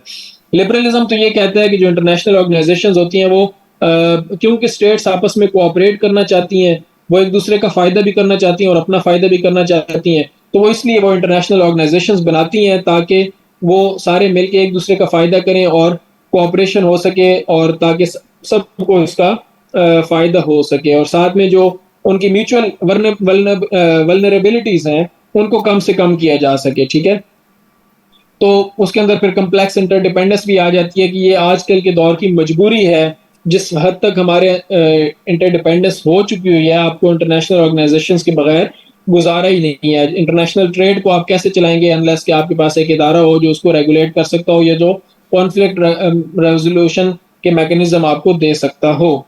सो ये जो है ना, इसको पॉजिटिव लाइट में देखते हैं और कहते हैं कि ये फायदा देती है हर किसी को, म्यूचुअल बेनिफिट्स के लिए ये होती है। लेकिन रियलिस्ट ये कहते हैं कि ये जो पावर पॉलिटिक्स है ना, ये बड़ी बहुत स्ट्रॉन्ग चीज है। तो इंटरनेशनल ऑर्गेनाइजेशंस के अंदर भी आपको पावर पॉलिटिक्स ही नजर आती है। आप जब भी देखें कि कोई ऑर्गेनाइजेशन किसी मुल्क ने बनाई है तो आपको उसके पीछे उसका सेल्फ इंटरेस्ट नजर आएगा। यूएन अगर बनाई गई है तो उसके पीछे यूएस का इंटरेस्ट है, अदरवाइज वो ना बनाई जाती। मेजर पावर्स का इंटरेस्ट था इसलिए उनको वो बनाया गया है। तो पावर पॉलिटिक्स को प्ले करने के ये मैकेनिज्म्स हैं, इसके अलावा ये कुछ भी नहीं है। और ये पावरफुल स्टेट्स ही इनको जो है ना वो मैनेज करती हैं, कंट्रोल करती हैं। और उसकी बहुत बड़ी मिसाल ये है कि सिक्योरिटी काउंसिल के अंदर 5 परमानेंट ममालिक हैं, उसके अंदर जर्मनी भी नहीं है, उसके अंदर इंडिया भी नहीं है, उसके अंदर कोई मुस्लिम कंट्री भी नहीं है, और उनको वीटो पावर हासिल है।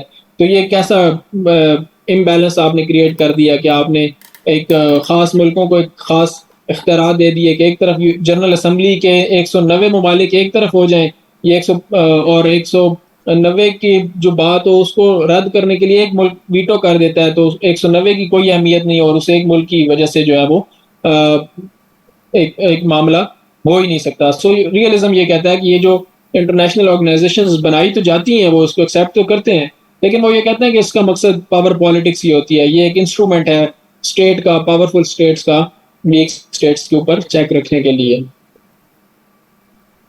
जी, अभी आपका कोई अगर क्वेश्चन है तो आप पूछ सकते हैं। फिर ऑर्गेनाइजेशन का बता दें कि उसमें हम क्या-क्या थी, आपका स्ट्रक्चर को किस तरह से रखा है? किस ऑर्गेनाइजेशन का? मतलब अगर हमने यूएन के बारे में पढ़ना है तो उसमें क्या-क्या देखें हैं? उसमें आपने फैक्ट्स एंड फिगर्स कुछ याद करने होंगे। मसलन यूएन का मैं आपको शॉर्टली बता देता हूँ कि यूएन जो है वो एस्टैब्लिश कब हुई थी।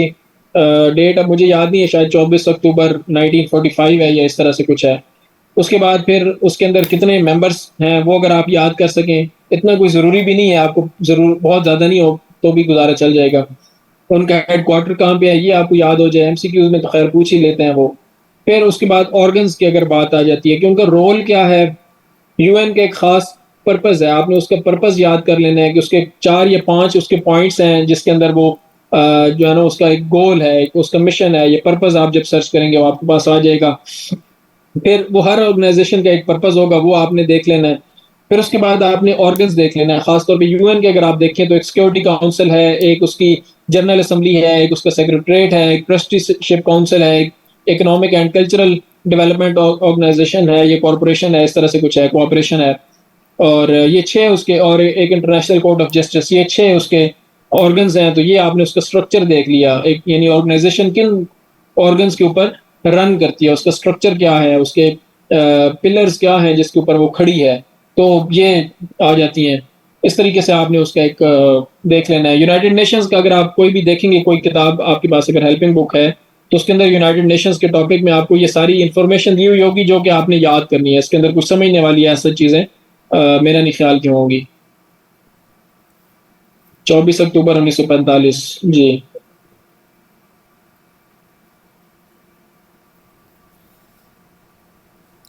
फिर भी अगर आपको कोई प्रॉब्लम आती है तो आप पूछ सकते हैं जी। सर ये इन्वायरमेंट एंड डिग्रेडेशन, ये थोड़ा एक्सप्लेन करेंगे आगे? इन्वायरमेंटल डिग्रेडेशन ये है कि आपने एक फैक्ट्री लगाई और उसका धुआं जो है वो एनवायरनमेंट में जा रहा है, तो उसकी वजह से जाहिर है कि आपका जो क्लाइमेट है वो इम्पैक्ट हो रहा है। अब आपने अगर पूरे मुल्क में कोई 50,000 फैक्ट्रीज लगा ली हैं तो उसकी वजह से आप खुद अंदाज़ा लगा सकते हैं कि कितना ज़्यादा उसका एक इम्पैक्ट पड़ेगा इन्वायरमेंट के ऊपर, क्लाइमेट चेंज के ऊपर। तो जब हम इसको ग्लोबलाइजेशन के कॉन्टेक्स्ट में जब देख रहे हैं तो ग्लोबलाइजेशन का मतलब ये है कि आपने फिर इकोनॉमिक एक्टिविटी बहुत ज़्यादा बढ़ा दी है, कैपिटलिज्म आपने बढ़ा दी है बहुत ज़्यादा। तो फिर आपको उस डिमांड को पूरा करने के लिए सप्लाई बहुत ज़्यादा देनी पड़ेगी। तो फिर जाहिर है फैक्ट्रीज लगेंगी, ट्रांसपोर्टेशन उसके लिए चाहिए होगी। ट्रांसपोर्टेशन के लिए क्या होगा, आपको फॉसल फ्यूल्स बर्न करने पड़ेंगे। सप्लाई चेन आपकी लंबी कहीं से आ रही है तो वो भी, उसके लिए भी फॉसल फ्यूल्स बर्न हो रहे हैं, ठीक है। तो ये सारी चीज़ें मिलके फिर आपके इन्वायरमेंटल डिग्रेडेशन का बायस बनती है। क्लाइमेट चेंज क्या है कि आपने पढ़नी ही है। आईआर के अंदर तो मेरे ख्याल में वो टॉपिक नहीं होगा, आपने उसको ऐसे के पॉइंट ऑफ व्यू से क्लाइमेट चेंज पढ़ना है। जनरल साइंस के अंदर भी आपने क्लाइमेट चेंज पढ़ना है, तो उसके अंदर आपकी इन्वायरमेंटल डिग्रेडेशन बड़ी अच्छी तरीके से उसको एक्सप्लेन किया गया वो होगा। और इंटरनेशनलिज्म जो है वो ग्लोबलाइजेशन के अंदर आते हैं टॉपिक जो काफ़ी उसके साथ रिलेटेड है इंटरनेशनलिज्म भी। इंटरनेशनलिज्म और नेशनलिज्म आप इसको कह लें कि एक तरफ आप कहते हैं कि नेशनलिज्म को आप प्रमोट करेंगे, उसके क्या क्या चीज़ें होंगी। नेशनल इंटरेस्ट आप देखेंगे, उसके बाद आप प्रोटेक्शनिज्म की तरफ जा सकते हैं, आप एम्पीरियलिज्म की तरफ भी जा सकते हैं। उसके बाद आप जो है वो सेल्फ सफिशेंसी, औतार्की का एक वर्ड यूज़ होता है। ये सारी चीज़ें आपकी एक अपनी आइडेंटिटी को आप ज़्यादा करेंगे। और उसके अलावा आप जो है वो अलग अपना सिस्टम जो है वो जो इंटरनेशनल ऑर्गेनाइजेशंस हैं उनको एक्सेप्ट नहीं करेंगे। तो ये 5-6 चीज़ें आपकी नेशनलिज्म के अंदर आ गई। इंटरनेशनलिज्म की जब आप बात करेंगे तो आप इंटरनेशनल कोऑपरेशन की बात करेंगे, आप उसके अंदर इंटरनेशनल इश्यूज को मिलकर सॉल्व करने की बात करेंगे, इंटरनेशनल रजीम्स उनकी बात करेंगे।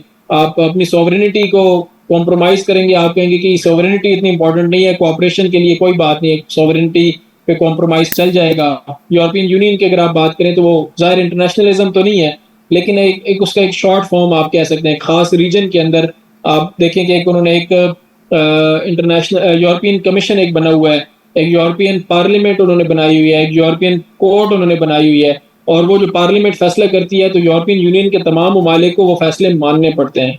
तो आप ये जो है वो उसको इंटरनेशनलिज्म उसी को जब आप एक्सपेंड करते हैं पूरे ग्लोब के ऊपर, तो उसके जो है वो एस्पेक्ट्स आपको इंटरनेशनलिज्म के अंदर नज़र आते हैं। उसमें पॉलिटिकल एस्पेक्ट आपको ज़्यादा नज़र आएगा और जो इकोनॉमिक ग्लोबलाइजेशन है, तो उसके अंदर आप इकोनॉमी और कल्चर और इन चीज़ों को ज़्यादा देखेंगे, या ग्लोबलाइजेशन जनरल भी अगर आप देखें तो। तो ये हम अलहदा से पढ़ेंगे या हो गया?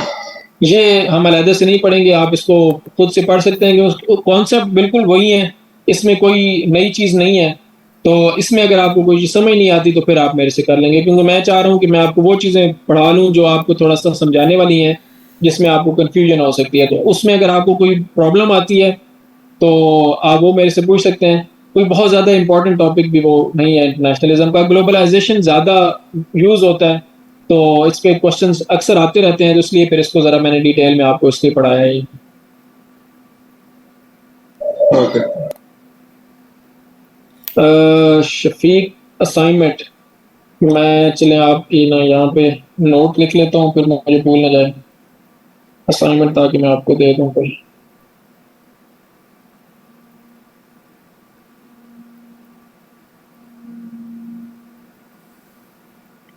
असाइनमेंट मैं दे दूंगा आपकी। असाइनमेंट शफीक आई हुई है मेरे पास, मुझे टाइम अभी नहीं मिला, मैं इंशाल्लाह उसको डिटेल में चेक करके आपको उस पर फीडबैक ज़रूर दूंगा आपको। ठीक है जी, अगर कोई और क्वेश्चन नहीं है तो वाइंड अप करते हैं इंशाल्लाह, फिर नेक्स्ट लेक्चर में आपसे मुलाकात होगी। और अब इससे आगे हम जो है वो IR2 को टच करेंगे। इसके अंदर मैंने आपको बताया कि इंटरनेशनल ऑर्गेनाइजेशंस आपने खुद पढ़ लेनी है, उसमें कोई प्रॉब्लम आए तो वो मेरे से आपने पूछ लेनी है। उसके अलावा जो हम आगे हम फैशिज्म और वो जो कॉन्सेप्ट्स हैं IR2 के, वो हम इंशाल्लाह डिस्कस करेंगे नेक्स्ट लेक्चर के अंदर। तो ओके जी, इंशाल्लाह नेक्स्ट लेक्चर में मुलाकात होगी। अल्लाह।